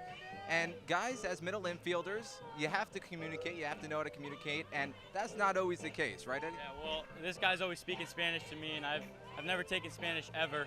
There was a meeting on the mound one time, and they were all speaking Spanish, him and Aaron, and I had zero idea what they were talking about, but I've been practicing, so I think we're good now. You're taking Spanish this year? Yes, for the first time. Okay, so what we're going to do, we're going to test Eddie's Spanish. I think this is going to go very poorly. I'm going to ask Randy a question, and we're going to see how Eddie translates it. Okay, Randy, how do you spend the off days? Nada, tranquilo, voy donde mi familia y relajo con ellos y la paso muy bien con ellos. Your favorite animal is a turtle. How do you do? No. Yeah, that's what I figured. Guys, back to you. Well, thanks so much, Jonah. Well, certainly one language that unites us all, and that's baseball. And we've got another fantastic game here tonight in the 2018 All-Star Game here in the NECBL. As we're ready to go here, top of the 7th inning, as the North has all of a sudden started to catch up in that hit department. 6 hits for the South, but 5 now for the North. 4 of them coming in that last half inning. They trail 3-1. The South looking for a little bit of padding here as they will send up for their first at-bats Nano Santorelli, Cullen Smith, and Brett Rodriguez. And John Murphy taking the mound now for the Sanford Mainers, and part of that dual closing attack that they have, the Big Ten connection, if you will, as John Murphy out of the University of Maryland, and right behind him, Jack Weisenberger out of the University of Michigan. Second on the team in saves is John Murphy with 5, as Weisenberger picked up his 6th a couple of nights ago. But, you know, it's one of those things that we'll see what he does out here. He's a guy that loves to get ahead of hitters, a guy that throws a ton of strikes, but he can blow the ball by you without a doubt, that's for sure. So we'll see what he's got against this pretty powerful lineup here. A couple of guys getting their first ABs. Of Sebastiano Santorelli digging in here, the left-handed hitting third baseman. Waits the first and swings on it, and this one is going to be out and down in center field. So a leadoff single for Santorelli. There's the 7th hit for the South.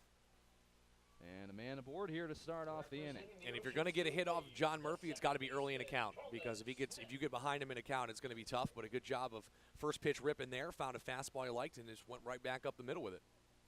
So that'll bring up Cullen Smith, hitting just above that 300 mark. 301, certainly none too shabby, as he has 43 hits so far on the season for the Waves. 4 home runs, 21 RBI. And apparently really good at the game of Mafia. Yeah, apparently. Takes a big swing at that one, but misses there, 0-1. I like his strategy every time. Win. It's a good strategy. That's all you need. As the Pilgrims are very familiar with, and as J-Rock says in his song, win, win, win, win, win. Oh, wow. That was good. I like that one. That's it. See, you got to bring the music in here. Yeah. We're in Mike Lord's Park. I mean, a bit more here as a stolen base there for Santorelli. He heads down to second and just beats in the throw of the catcher. Behind the plate is Austin Bagar. So it's a Maynor-on-Maynor connection here with Bagar behind the plate here for I would imagine, the remaining 3 innings, as they've gotten 3 innings apiece. But Bagar, a guy that can throw a laser beam and get a guy out, but just a beautiful jump there by Santorelli as he took off well before Murphy let go of that ball. So stolen base for the North, and the South matches it very next half inning. Now 1-1. That one's going to miss low. 2-1 the count to Cullen Smith. Well, John Murphy from Merchantville, New Jersey, pitched at Gloucester Catholic out of high school. Career win leader there. Has gone on to the University of Maryland and found some good success there. Led the team in games out of the bullpen. Or led the team in games total and strikeouts out of the bullpen. Misses there, though, falls behind 3-1. Yeah, and a very big and powerful Big Ten conference. I mean, he had 37 strikeouts, only a 196 opponent batting average. So if you can hold that league under 200, you're doing pretty well. That 196 also led the bullpen. Fires that one and it's fouled away. So the count is 3-2 here to Smith.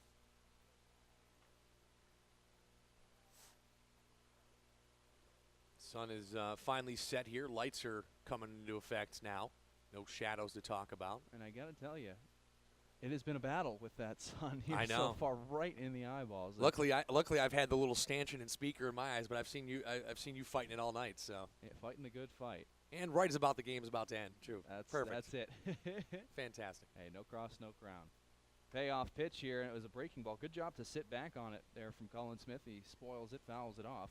And it's funny, I think he got froze up because he was expecting a fastball, and he was almost too late on the curveball, but again, got enough on it to at least stay alive because that may have been a called strike 3 depending on where that was. So we're going to get another payoff pitch. And a big thank you to Jonah Karp, who's working the camera now, putting in the man hours to put on the production for you tonight. Does it all, interviews and camera work. Another payoff pitch, this one shot out in the center, high fly ball. It'll be caught out there by Marrero, and tagging up is Santorelli, but he will just stay at second. Thought about it for a second, but an absolute cannon out there in center for Marrero, and he sends him back to the bag. I was going to say, it's probably a good idea if he just holds back for a couple seconds there.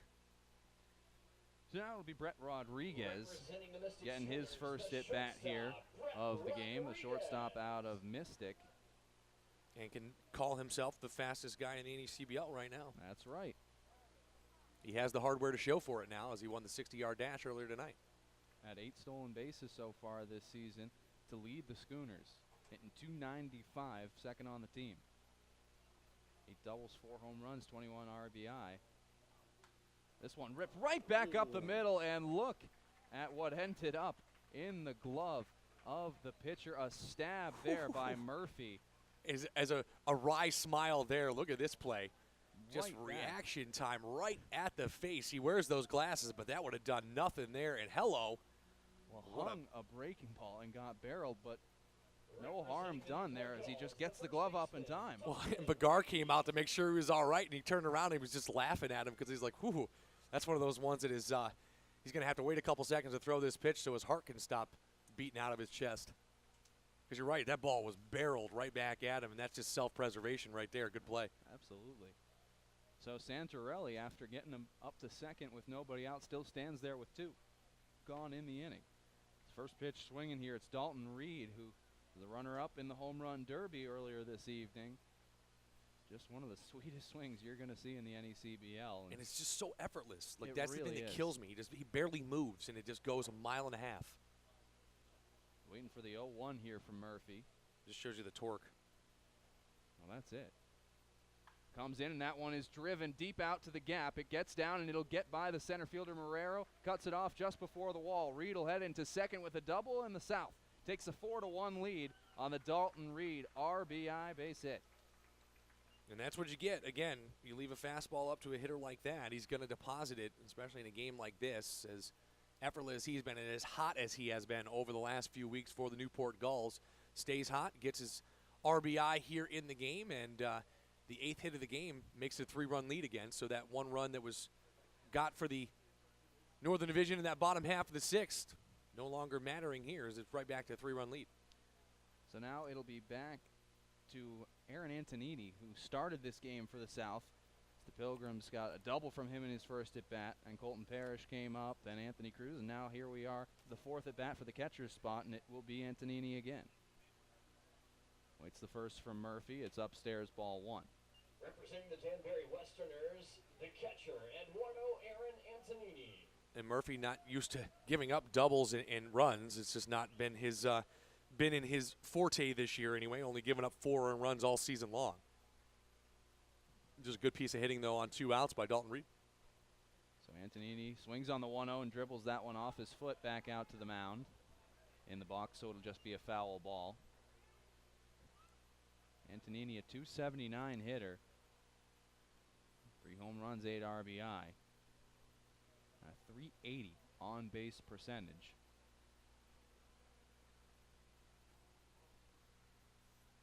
again, as really all of these guys are here at the All-Star game, such big parts of what their respective teams are doing. And yeah, you can say the same for Antonini, the catcher, such an important position, field general out there, and especially in a summer ball setting, so much on their shoulders trying to form relationships with pitchers they've never worked with, and in some cases have the responsibility of calling balls and strikes, calling the game. Well, that's the thing that's happened with Austin McGarrs behind the plate right now for the Northern Division, is a lot of the responsibility. As that one misses upstairs 2-1. A lot of the responsibility's fallen on him because it was Harrison Salter early on in the year waiting for Austin McGarr to get here. And then Harrison Salter went down, who was more of the everyday guy. And then we got Josh Shabursky back, but it was one of those things for McGarr. It's like, hey, we need you to step up here because you're kind of all we got at this moment. And he did just that, got a couple of home runs, couple of big hits. But you're right, that the catcher position can never be overlooked, especially in this league because a lot of teams allow their guys to call the game. So if it's a particularly good game, it's like, okay, well, that's a lot on the catcher and pitcher too. But at the same time, you got to be that guy that's making sure to follow through. The count is now 3-1, and the pitch comes from Murphy. It's swung on and missed, so it'll run full.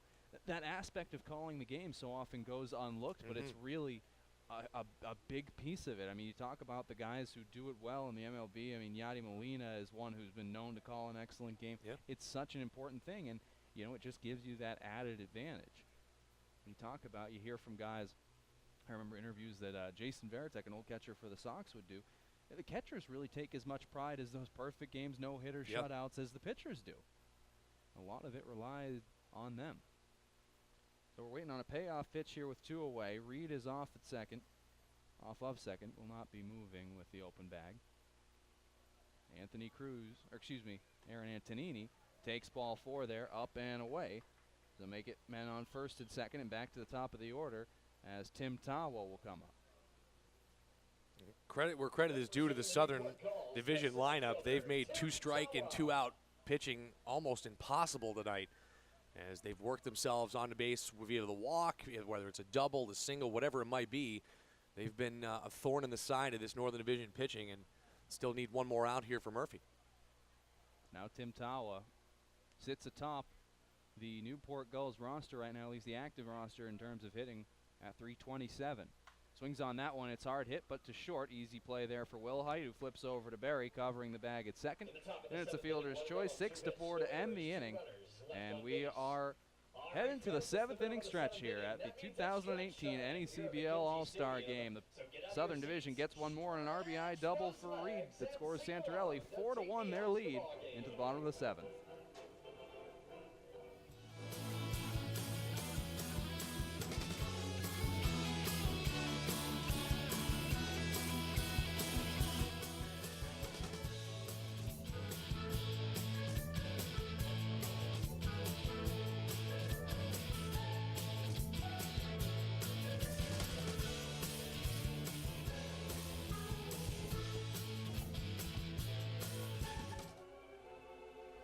I'm Chelsea Raymer here with Nate Grimes from Vermont. Nate, how has your All-Star experience been tonight?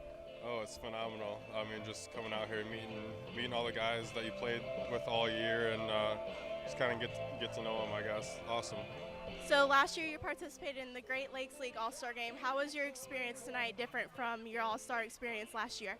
I mean, maybe talent, but like the whole setup is exactly the same. You get the pro showcase beforehand, throwing, running, hitting, and then obviously the All-Star Game, and then we had a home run derby here and then last year, so that was pretty cool.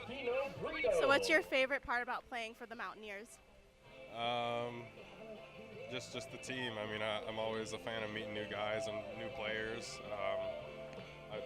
That's definitely my favorite part about summer ball. So. Well, I'm Chelsea Raymer here with Nate Grimes. Back to you guys. Thank you so much, Chelsea. And that was Nate Grimes, who's no longer in the game, and the guy that took over for him is going to lead things off here.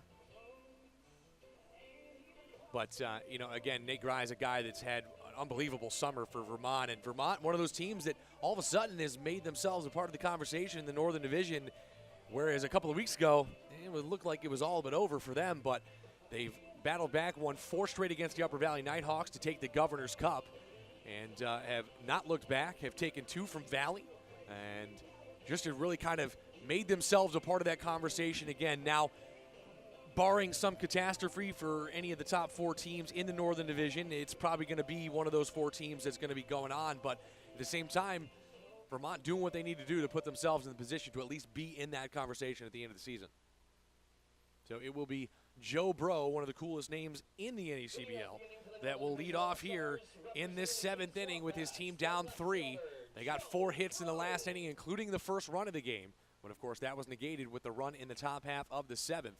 So we'll see if Joe Bro can do something here to start things off in the bottom half. And he's going against Serafino Brito, Serafino Brito, the Rutgers hurler out of Oakland, New Jersey. And obviously some serious zip on the first pitch there as he paints the outside black with a very quick fastball, and it makes it 0-1 here to Joe Bro, getting his first licks on the night, has played the last 2 innings in the field. As that ball's lined out of play, makes it 0-2. Brito, a 2.70 ERA on the season. He's appeared in 11 games, 2 of them starts, and he's got 37-3 strikeout to walk ratio.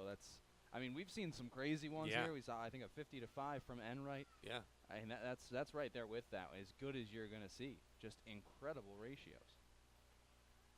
So this pitch will come in on the 0-2. Joe Bro watches it up and out. Joe Bro, a Alabama student, as a great baseball player down there for a pretty darn good team, as this year hit .247 with 40 hits in his starting role after transferring from McLennan Community College. Another one of those JUCO guys that we talked about earlier, Quinn. The 1-2 pitch swung on and missed for a strikeout, so there goes that strikeout total again for Brito. First K on the night for him, and the first guy he faces on just 4 pitches. And that will bring up Christopher Berry now, the UV Nighthawk, playing at second base, taking over for Jake Alou, who got the Northern Division in the hit column at least, but was not able to come around and score. So Chris Berry steps in now, see what he's got at the dish. He was hitting .315 on the season with 6 homers and 15 RBI for Upper Valley. And he's become a heck of a leadoff hitter for him, as he just gets up there ripping, sets the table, watches that first pitch miss for a ball. That's the other thing, is I didn't get it out of my mouth in time. Very selective hitter as far as making sure that it's a pitch that he knows he can put a good ride on. So 1-0 pitch upcoming here from Brito. High leg kick, pitch comes home. That ball ripped out into the right center field gap. That ball's going to be tough, as that ball's going to get all the way to the fence, and off the wall it goes as Berry stands up into second base with a 1-out double. Another good poke there. Again, at most parks in this league, that ball's probably gone, but either way, he stands on second base with a 1-out double. Walks in on a beautiful swing there. You see him choked up on the bat, puts a good swing, and he rides it out. Well, what I was going to say, I mean, is 6 home runs. It's not too often you've got a leadoff hitter who's slugging at a .556 clip, and here does the job to get things started for the North in the 7th division, kind of in the waning stages of the game. If they want to come back in this one, make a run at it, and that'll start you off in the right direction. A beautiful piece there. So Austin Begard, the University of Georgia catcher, stands in here as he watches the first pitch paint the outside black for strike 1. Northern Florida product, and Christopher Berry gets the 1-out double, and he stands just 180 feet away with the 6th hit of the ball game. But again, just 1 run to show for this Northern Division team, as the 0-1 pitch from Brito comes home. Grounded to the left side, should be playable for the shortstop as he comes in, gets a nice little birthday hop, and finishes the play on over to first. For the 2nd out of the inning, runner stays put at 3rd. Yeah, really nice play there by Rodriguez. And just charged in, made it look effortless, but it's a tough play. And it did take a good hop for him, but really smooth running and throwing across his body. And again, something like that, he saw it was softly hit off the bat as opposed to waiting on it to come to him and eat him up. He came in and got it. As Jeffrey Brown steps in, led off the last inning with a single, and then came around to score the only run of the game so far for the Northern Division.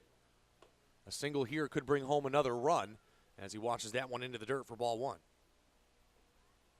So Brito got a strikeout to start the inning. Then it was the 1-out double, and then a ground out has made it 2 away here. But again, the Northern Division just trying to threaten to score here another time.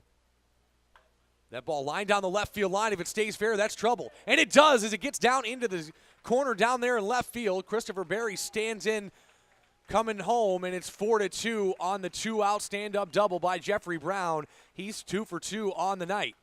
Young man out of Citadel making his name known on this evening. Well, just a great bit of hitting there. Goes with the pitch and laces it down the line. And you said it looked like it was slicing, but just ends up falling in fair. And a huge bit of hitting there to get the run right back again. And now, all of a sudden, after a very quiet first 5 innings, the North has exploded here the last couple innings. And Hardison, who put one off the fence last time he was up, stands back in with another RBI opportunity here with 2 outs. So see if they can match the hit total of the Southern Division and bring home the only 1 run needed. Again, bottom of the 7th, only a 9-inning game, no extras played in this game. So if it's a tie score, it's a tie score. The last 2 straight years have ended in a tie, and that just tells you the kind of parity that's in this league. It's just constantly back and forth because of the fact that every team and every player is just so good. 0-1 count on the foul ball to Hardison as next pitch comes home here to him. That ball hits the outside corner, strike 2, so quickly down 0-2 goes Hardison. Brito just trying to get out of the inning relatively unscathed and just give up the 1 run on the 2 hits. And 2 doubles in the inning that have brought that run around. Brito set here for the 0-2 pitch, and he'll bring it home. Fouled off again, and he'll stay alive for 1 more, Will Hardison. And that's exactly what Hardison has done all season long for his Upper Valley team, as coming in this game hitting .341 on the season out of University of North Carolina, Greenville, North Carolina native. But he just fights, and as we mentioned, makes pitchers make mistakes, but we'll see what he's got here on an 0-2 as he's still well behind in the at-bat to a pretty darn good pitcher in Brito. Deep breath, and the 0-2 once more. Curveball almost hits the back foot there of Hardison, but a great play behind the plate there by Antonini. Keeps it. A good job there from Antonini to get in front of that baseball, and we talked about it earlier, Quinn, not turning his glove. He actually moved out and got in front of it. Yeah. Excellent job defensively. All 3 of these catchers so solid. All 6 on either side. Great defensive catchers. 1-2, swung on and missed for strike 3, so Brito does give up 1 run on 2 hits, but he does get 2 strikeouts, including that one to end the inning. It's a 4-2 game after 7 here in the 2018 NECBL All-Star Game. Don't go anywhere, as we should have a pretty impressive finish. Coming up, we'll see what the Southern Division has. We'll be right back after this on the NECBL Broadcast Network.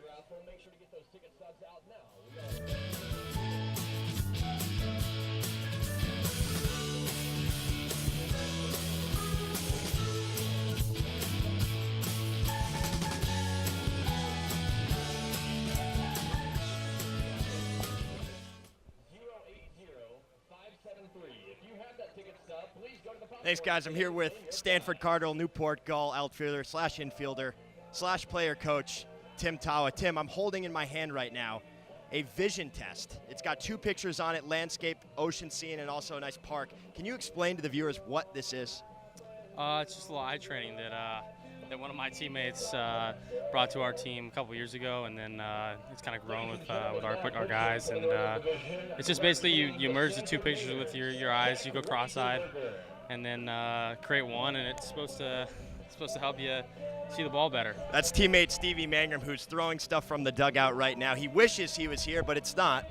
It's Tim. And Stevie has tried to do this eye thing. He fails every single time, and a lot of guys, including myself, have a hard time with it. What's the key to get that to merge into one picture?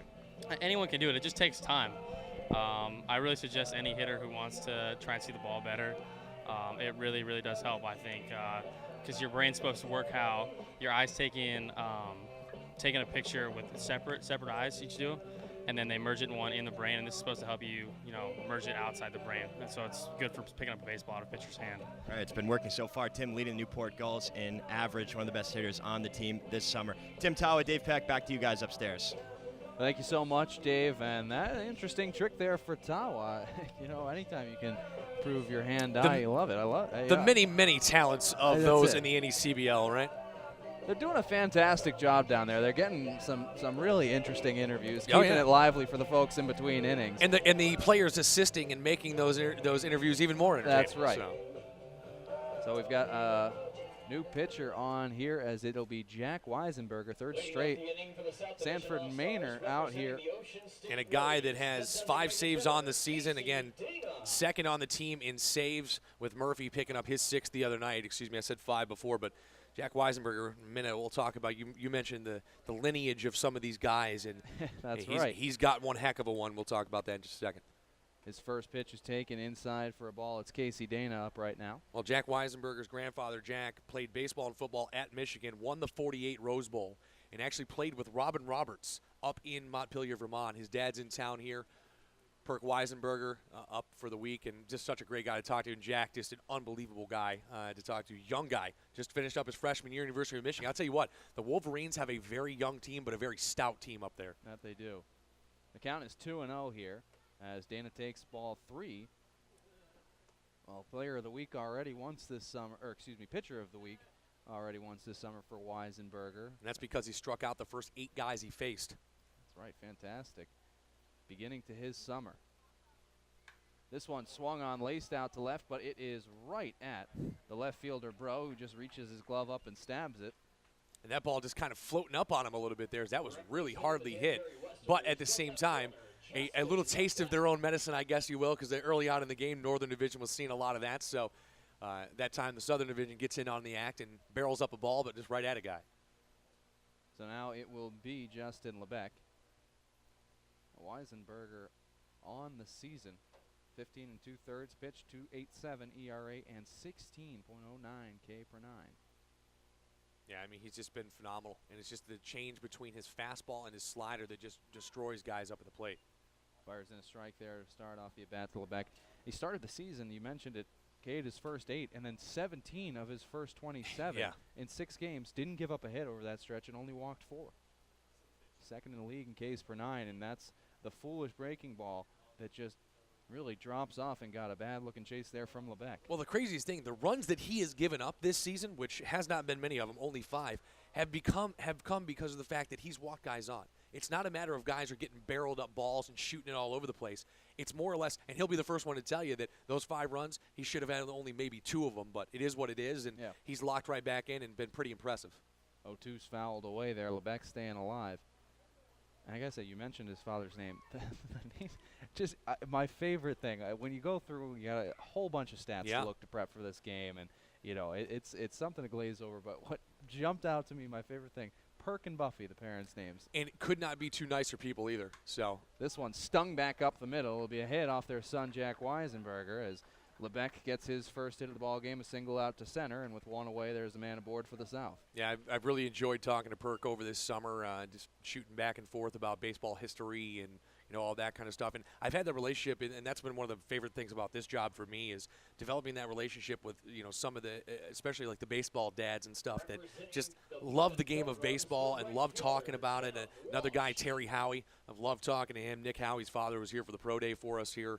It's been so fun just meeting all these new people and just kind of making connections that you didn't necessarily think you would at the beginning of the summer. Certainly. That'll be Cam Walsh, and he swings and misses at the first pitch he sees. Duxbury, Mass native, plays his ball at Northeastern and has been huge for the Pilgrims through a good run here through the middle of the season. Grounded out into a fielder's choice in his last at-bat to end the 6th. The 0-1 to him from Weisenberger is in there, a called strike. So he gets ahead 0-2. And just gives you updates on some velos here tonight. Brito was throwing about 92 to 93 in that inning, so hitting that gun. And then Murphy was hovering around the low 90s. Barham hitting 91, 92, and then breaking off that splitter at 79 to 81. I mean, that's just unfair. So 0-2 coming here. Taken upstairs. He gives one back, a ball and 2 strikes on Walsh.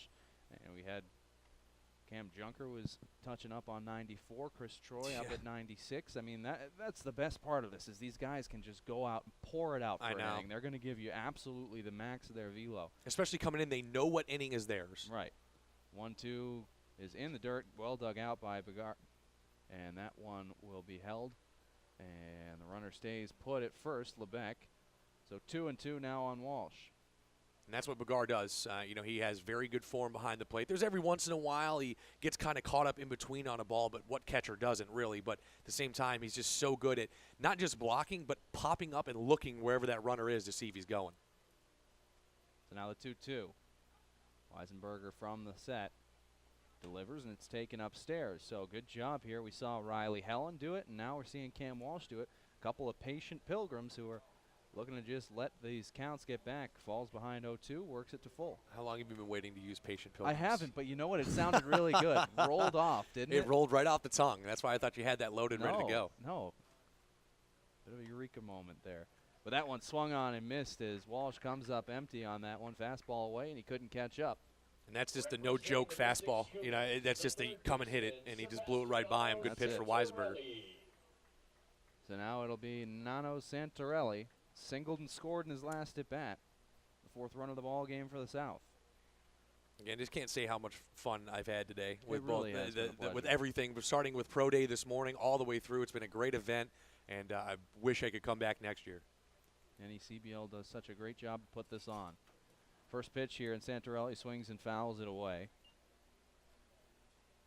That's one of those ones, Santarelli kind of walking down the first base line like, please don't come back, please don't come back. So it'll be 0-1. Back to first goes Lebec.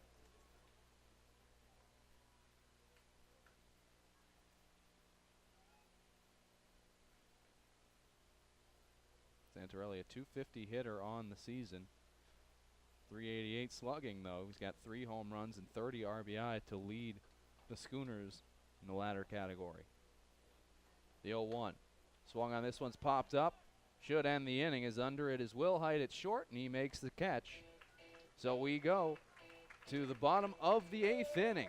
The North coming up. They're chasing a pair, trying to even it up here. 4-2 ball game. The South with the lead in the 2018 NECBL All-Star Game.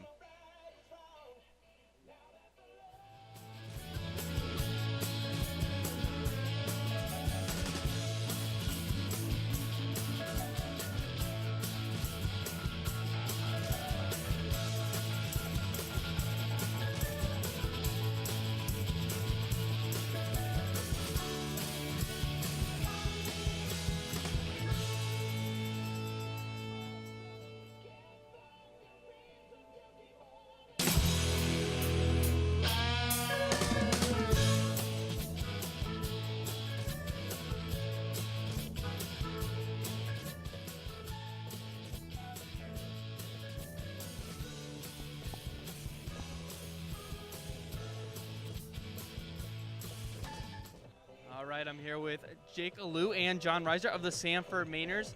And guys, you've had a lot of success this season. You guys are pushing for that final playoff spot in the Northern Division. What can you tell us about your team and how much success you've had this season?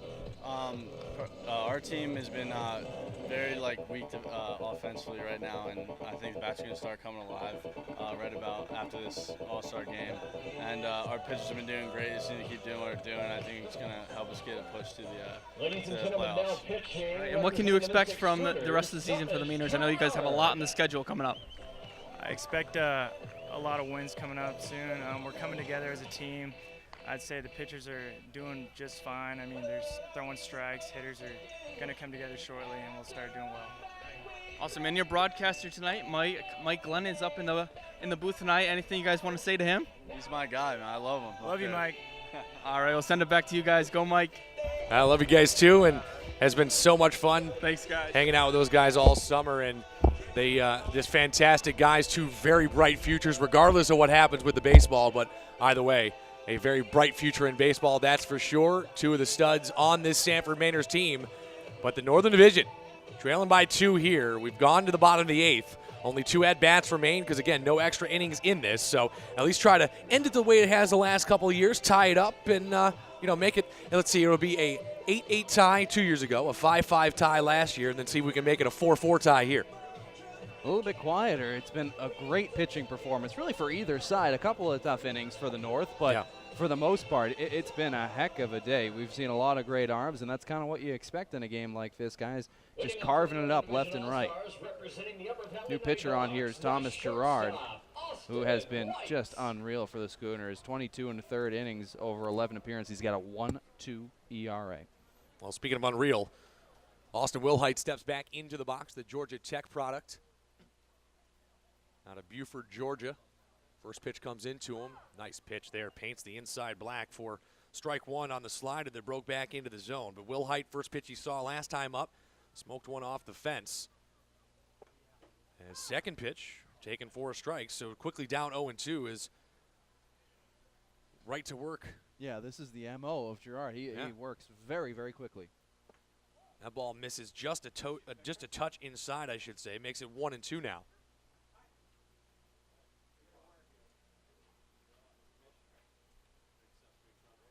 1-2 pitch upcoming here from Girard. Swing and a miss, strike three. So makes quick work of an impressive hitter in Austin Wilhite for the first strikeout since he's come on in the very first batter he's faced. And that'll bring up Andre Marrero now, the Valley guy. Yeah, excellent job. And it's so hard. I mean, when you got a guy who loads up the box the way Girard does, just pounds and pounds and pounds and strikes. When he's working as quickly as he does, you don't get a chance to breathe. If he gets ahead of you, it's so hard to get back into counts against him. First pitch ripping there as this slider skips into the dirt for strike one to Andre Marrero. And that's what you can't afford to do against him. If he throws you a ball, you can't get caught swinging at it. Marrero out of Quinnipiac as he takes that ball inside for ball one to even the count. But Marrero singled his last time up, showed off the wheels as he beat out an infield single on a tough throw. But this year at Quinnipiac in 55 games played and started hit 265 with 56 hits on a big rip there.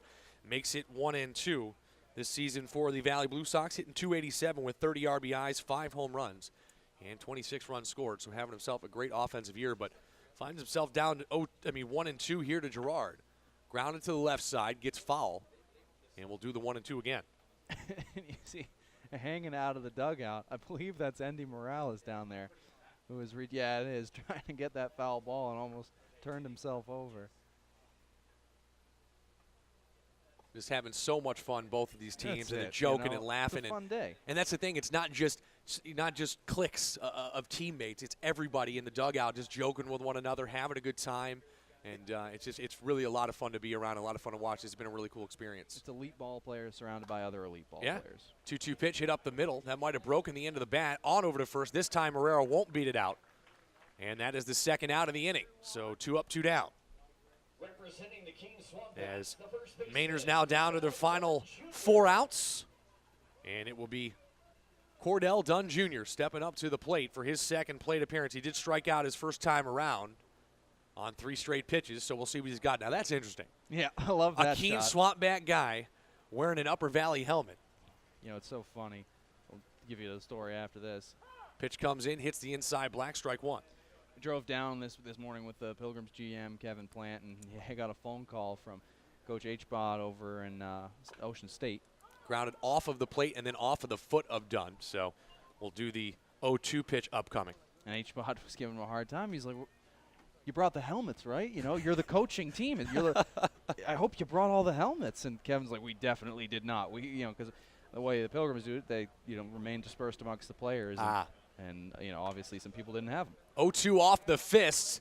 And this should end the inning as he flicks it on over to first base. And 1-2-3 yet again for the Southern Division pitching staff. First time in a while.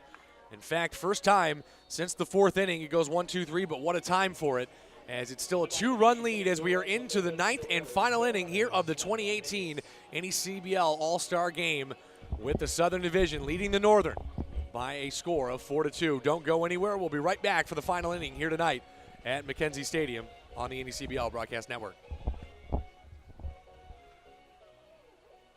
Hey, thanks, guys. I'm joined by Nick Robinson. He is a pitcher for the Ocean State Waves. Pitched back in the 4th inning. Pitched a perfect 4th inning. Nick, how'd you feel on the mound?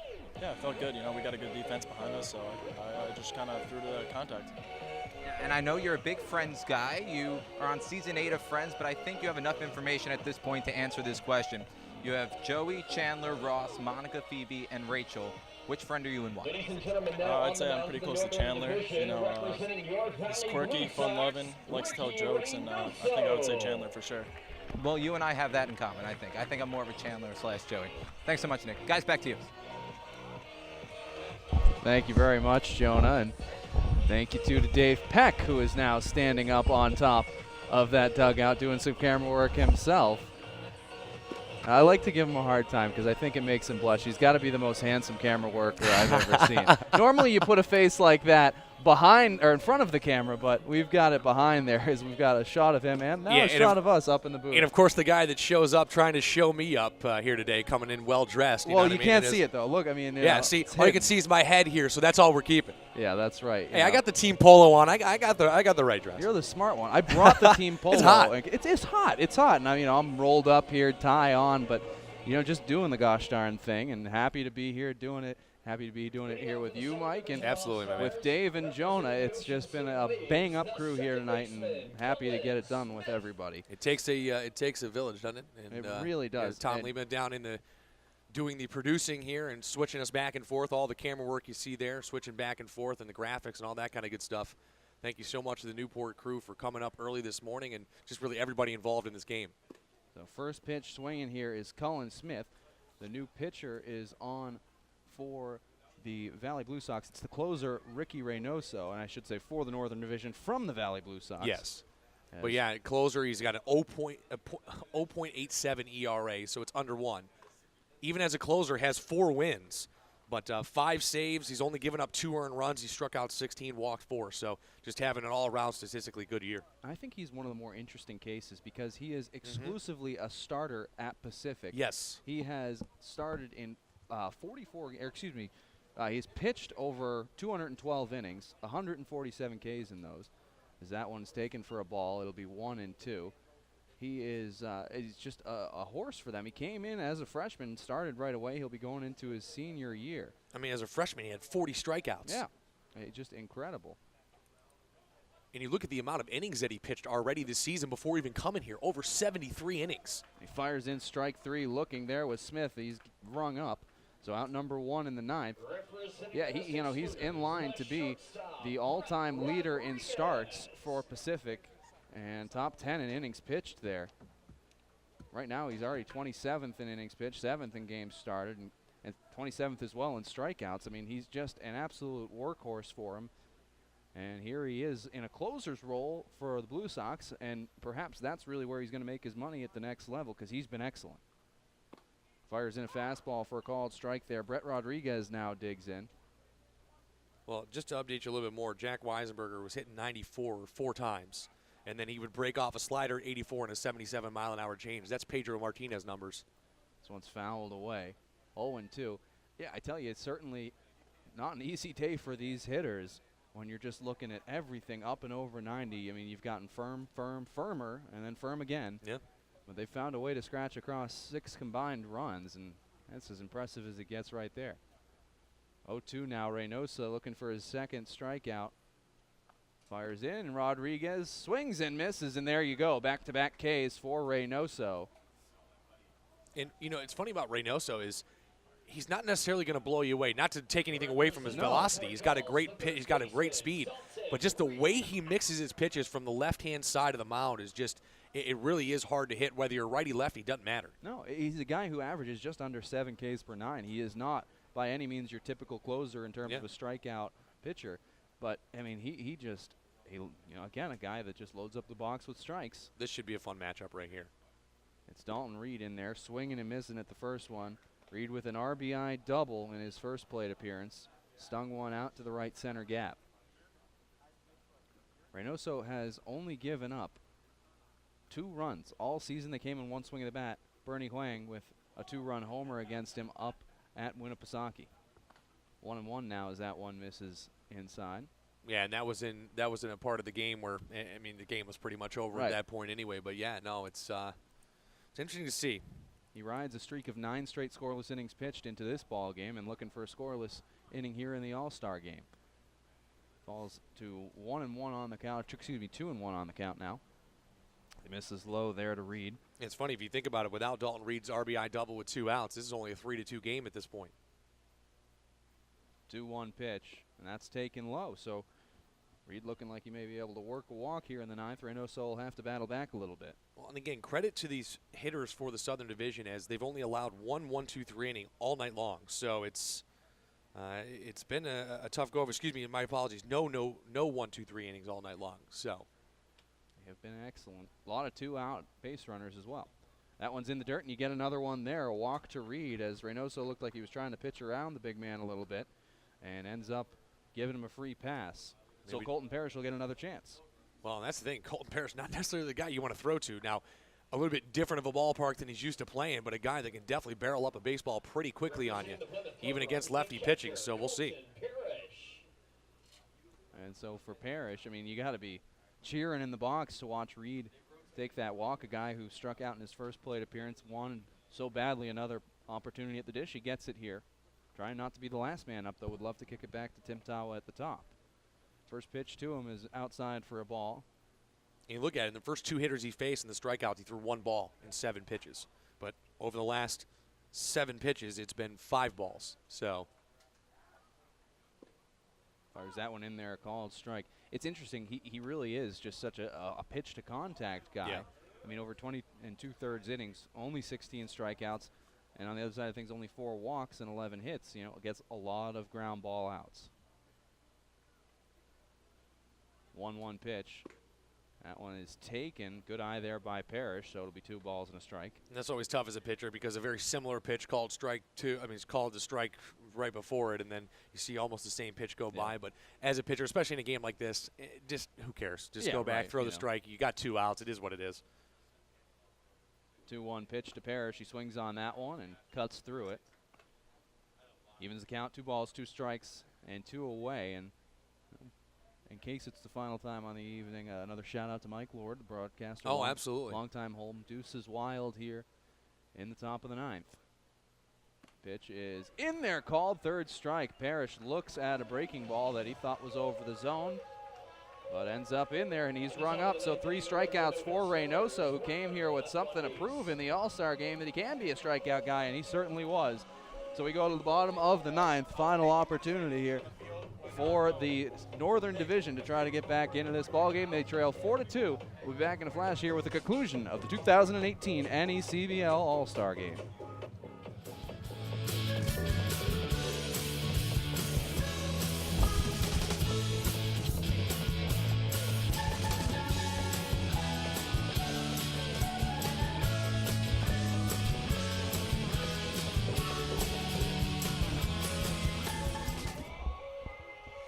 Chelsea Ramey here with Brandon Smith from Keene. Brandon, how has the All-Star experience been treating you?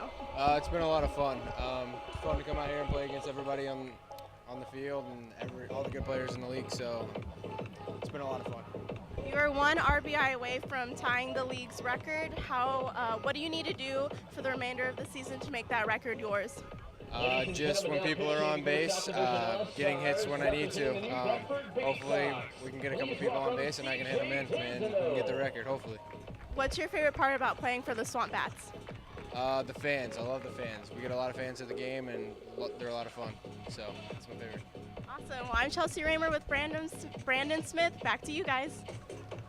And a thank you once again and for a final time, Chelsea. Much appreciated. Brandon Smith well on the way for making his name in the NECBL record books. Just one away from getting that all-time RBI record. So we'll see if he can do it. He's already broken the franchise record for the Keene Swamp Bats, but we'll see what he has for the remainder of the season. But we still have one more half inning here to play with the Northern Division All-Stars stepping up as they trail by 2. It's 4-2 with a new pitcher on the mound in Austin Coleman out of New Bedford and Cincinnati.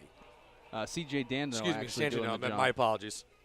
Yeah, Dandino. But you know what? An interesting mix-up because Dandino, a 2-year Pilgrim prior to coming here to New Bedford for his season. And I forgot Austin Coleman was picked as one of the final roster spots by the coaches, so that's my apologies. That's right, and he pitched in the showcase earlier today. Yeah, Dandino, who 2 years ago was a starter for the Pilgrims and had a 3.28 ERA, was 7th in the league that year amongst starters. A fantastic job for the Pilgrims. And now this year has just been unreal for New Bedford as their closer. He's pitched in 15 games, has 6 saves, a 1.24 ERA with a 2-0 record, 36 Ks, 11 walks. So Jalen Smith, the final vote for the Northern Division All-Stars with the coach's vote, will step in here. First pitch misses up and in. Here to start the bottom of the 9th inning with a brand new hitter in Jalen Smith up to the plate. See if he can get something going. We saw the first time around for the new guys in the lineup the last time get something going. Kennesaw State is his home as that ball pops straight up, a long and high fly ball, but running out is the right fielder, and he's there for the first down, and down to their final two go the Northern Division. Before I can even talk about Jalen Smith out of Kennesaw State, hit 259 down there, has hit 270 on the year, and one of the big reasons why this Valley team has been so good all season long. So that will bring up Jacob Coos here. Just trying to get something started here with 2 away. Excuse me, Mitchell Golden, my apologies. Mitchell Golden, he's the fan vote for the Keene Swamp Bats. Says, actually, this fan, not just the fan vote, but they got over 2,000 votes for him for that final position and just blew the competition out of the water. So whatever they did up there in Keene, well done, I guess. They do. They pack the stadiums in. They just got such a great support base up there in Keene. Got to be one of the best places to play in the NECBL. As he's down 0-1 here, but he misses outside. Does Dandino, and it's now 1-1 here to the teammate of who he replaced, actually, and Mitchell Golden replacing Joe Bro in the lineup. Golden, the shortstop extraordinaire out of Georgia Southern. That ball misses up and out, and it's 2-1. Well, what you'll see from Dandino, the fastball, not necessarily up at the velo that a lot of these guys have been firing in, but he's got an absolutely devastating 12-6 breaking ball that he comes with. The curve is just so good, especially when he's on with it. It is impossible to touch. This ball popped up and could be a pretty pedestrian second out as on over comes the shortstop, but it drops in. Fair ball. So that is tough, and then the ball coming back in almost hits the umpire. Nice play by Colin Smith, but a base hit for Mitchell Golden. Not a stereotypical base hit, but hey, he'll take it. A base hit in an all-star game, whatever. Yeah, absolutely, and that's one where, certainly a frustrating thing for Dandino, but again, kind of a low, not a lot of tenseness in this game, not a lot of anger for that or anything like that, but it just got lost up there. It looks like a tough night sky to try to make a play, and it was in a really tough area of the ballpark. So Anthony Kirion steps in as that ball hits the outside corner, strike one. Kirion batted one time ago, but then now switched down and is just kind of switching around the lineup here in the final inning. Why not? Just trying to mix things up, give some guys more bats. As it's 0-1 count here to him with one away. Runner leads off of first. That ball into the dirt, comes up and hits him in the helmet. As Golden makes his way into second base, they rule that a dead ball. As again, the ball skipped off of the inner part of the thigh there of the catcher, came up and hit Kirion in the helmet.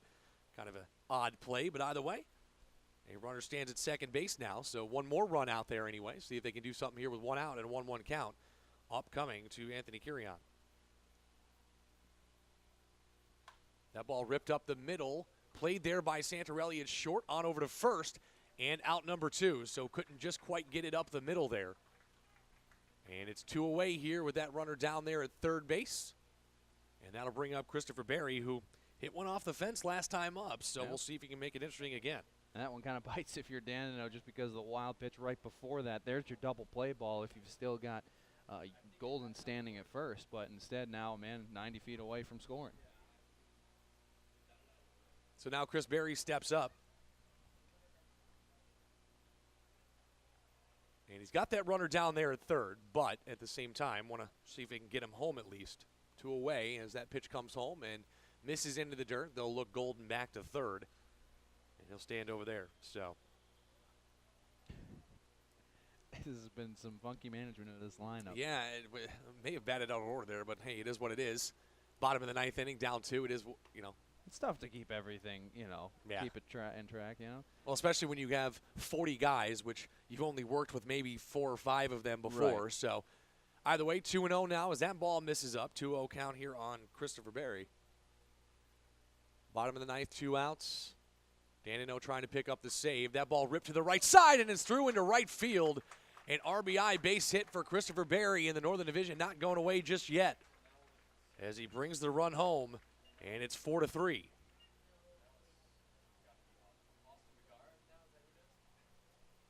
So that will bring up Austin Begar here with 2 away and a runner down there at first base after the RBI base knock by Christopher Berry.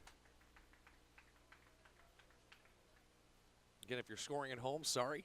Gonna have to shuffle it around a little bit. Yeah, just a little. First pitch comes into Begar. Curveball misses into the dirt for ball number 1. So now all of a sudden, Danino having the issue that Mainers have had, the Northern Division has had here tonight, and getting that final out. You know, it's just been something about that final out of the inning just has been a bit elusive for the Northern Division, and now they're repaying the favor here. This ball popped up towards us, and it hits right on top of us. So thankfully there's a roof on our heads. Otherwise that would have been landing on either Quinn and I's head. 4-3, bottom of the 9th, as the Northern Division making some noise here.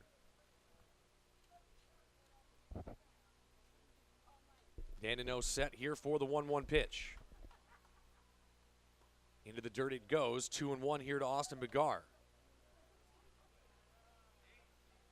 So it will be interesting if something happens with a walk-off. Could you imagine a little walk-off Yabo here for Begar? Hey, he's come up with big home runs before, so. As a 2-1 pitch. Swung on as that ball skipped just across about 1.5 inches off of the plate. And it's one last time, why not? 2-2, 2 outs, deuces are wild. Mike Lord, that one's for you. Hope you're listening. Got to be out of work at this point. I know, right? You'd imagine. 2-2. Foul tip, and he'll stay alive. Beautiful pitch, though, by Danino, and there's that curveball, as you mentioned it. Just devastating to the right-handed hitter, but just enough to squeak it off the end of the bat there. Yeah, great job to get a piece of that one if you're Begar. So what has been a very fun day of baseball will go one pitch longer. 4-3, bottom of the 9th. 2-2 count upcoming. Just misses outside, and it's a full count with 2 away. So that runner is going. Good-looking pitch there from Danino. And this is where you get into trouble now, that runner going. If you get anything towards the gap, you're looking at a tie ball game. Both teams with 9 hits, which is very surprising, especially since there was no hits through the first 5 innings for the Northern Division. Strike 3 called on the outside corner as he thought it was ball 4. John Raiola not happy with it, but either way, that's how the All-Star game ends, with a strikeout looking as the Southern Division holds on and wins this one by a final of 4-3 on what has been a very fun, long, but not a bad kind of long, and just a very enjoyable, fun day of baseball. And that's how it ends on a strikeout looking. Danino does pick up the save despite giving up that 1 run. But a good, absolutely fun day of baseball. Both teams 9 hits, 4 runs in favor of the Southern Division, 3 runs in favor of the Northern Division. And it's just been stout pitching and timely hitting all day long, really, for both teams. Yeah, absolutely it has. I mean, our South got ahead early, obviously. A couple runs in the 2nd, 1 in the 3rd, and then Tackton Insurance in the 7th. But the North, came along in the back end of the game. Couldn't get more than 1 in an inning, but the 6th, 7th, and 9th were some solid long innings for them, and they did their best against what was a very, very solid Southern Division pitching staff. Well, again, 8 of their 9 hits come past the 5th inning, so it's one of those things that they definitely came alive, just maybe a little bit earlier. It's a different ball game, but what a day it was, Quinn, and I've really enjoyed doing this for sure. Absolutely. And we'll see if we can grab an interview with a player or two here. For now, we'll take really a quick break here and then dive into maybe some post-game after that. Yeah, so we'll take a break here on the NECBL Broadcast Network. Don't go anywhere, those. We'll wrap things up nicely with a bow right after this. Don't go anywhere.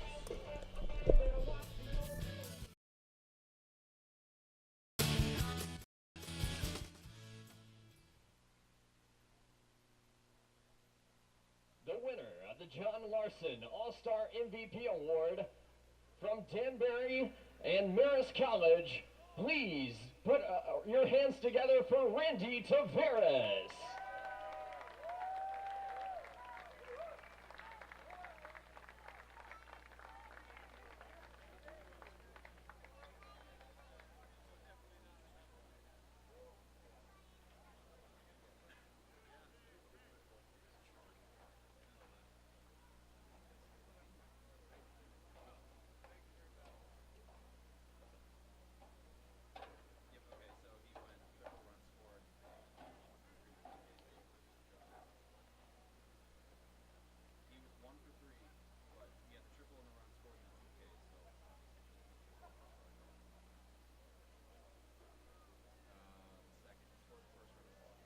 Ladies and gentlemen, one more round of applause for your 2018 NECBL All-Star MVP, Randy Taveras.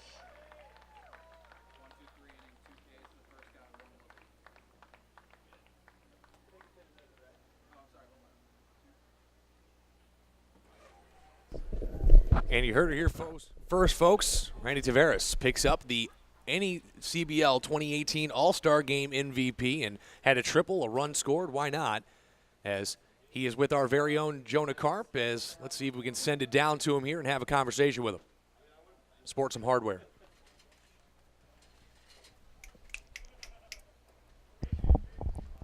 Hey guys, I'm here with the MVP of the All-Star Game, Randy Taveras. Randy went 1 for 3 tonight with a triple and a run scored. Randy, we're going to do this one in English, okay? All right, how do you feel? I feel good, feel honored. It's a really good thing that I got. What does this mean to you? It means a lot. I mean, just working hard all year and coming here and representing Danbury. It means a lot. It means a lot for them, and I'm really proud that I represented Danbury and Marist. Shout out to Marist. That's my hometown. Let's go. Thanks so much, Randy. Congratulations. Thank you. Back to you guys. Well, thank you, Jonah, and a well-deserved honor there for Taveras as he got the triple and brought around the run, got the MVP. But why don't we send it down to our very own Dave Peck as well, as he's with a certain pitcher that had a pretty good night as well. Thanks, guys. Now here alongside Southern Division All-Star Chris Troy. Chris, great 1-2-3 inning, 2 strikeouts, 1 looking. What was it like playing at this atmosphere at the All-Star Game? It was awesome. I had a blast, and I'm really appreciative to be here. You were a catcher going into college, and then you were transformed into a pitcher, throwing the high 90s. I'm sure heard that a lot. Your teammates actually making fun of you for that. Do you get that a lot? Not too much. Just the guys, just my teammates here at Mystic, they like to joke around a little bit. If you had to, would you be able to suit up right now and catch 9 innings of baseball? Yes, sir. Absolutely. Do the Schooners have what it takes to get into the playoffs and hold off the Gulls? I think so. We got a good pitching staff, good bullpen, position players. Obviously, hold their own. They do a good job. So I like our odds. All right, Chris. Thank you. Great job this season. Best of luck. Thank you very much. Send it back to you guys upstairs. Well, thank you, Dave. And I think it's kind of funny that he told Dave Peck right to his face. Yeah. Oh yeah. I think we got it against the Newport Gulls. So take that, Dave. Well, great set of interviews all day today. A fantastic day at the ballpark all around. It really has been just such an enjoyable day here at the All-Star Game. Man. And a big shout out to the NECBL. Thank you for putting all this on. Thank you to the Newport production crew. A big thank you to all of the Valley staffers here that really, they were running around, put on a great production today. They're all going to sleep well tonight. Absolutely. and a big thank you to you as well, Mike. A pleasure to do it with you. Absolutely. Couldn't have a better partner here in the booth. Well, thank you so much. And again, thank you so much for tuning in with us all season long, really, on the NECBL Broadcast Network, as not too much baseball left to be played, but still enough, and it's going to be a couple really tight races down the stretch, so make sure you pay attention to that, and we'll have everything for you on the NECBL Broadcast Network. For Quinn Kelly, I'm Mike Lennon. Thanks so much, and once again, the Southern Division are the NECBL All-Star Game champs, 4-3. Have a great night, everybody, and go NECBL.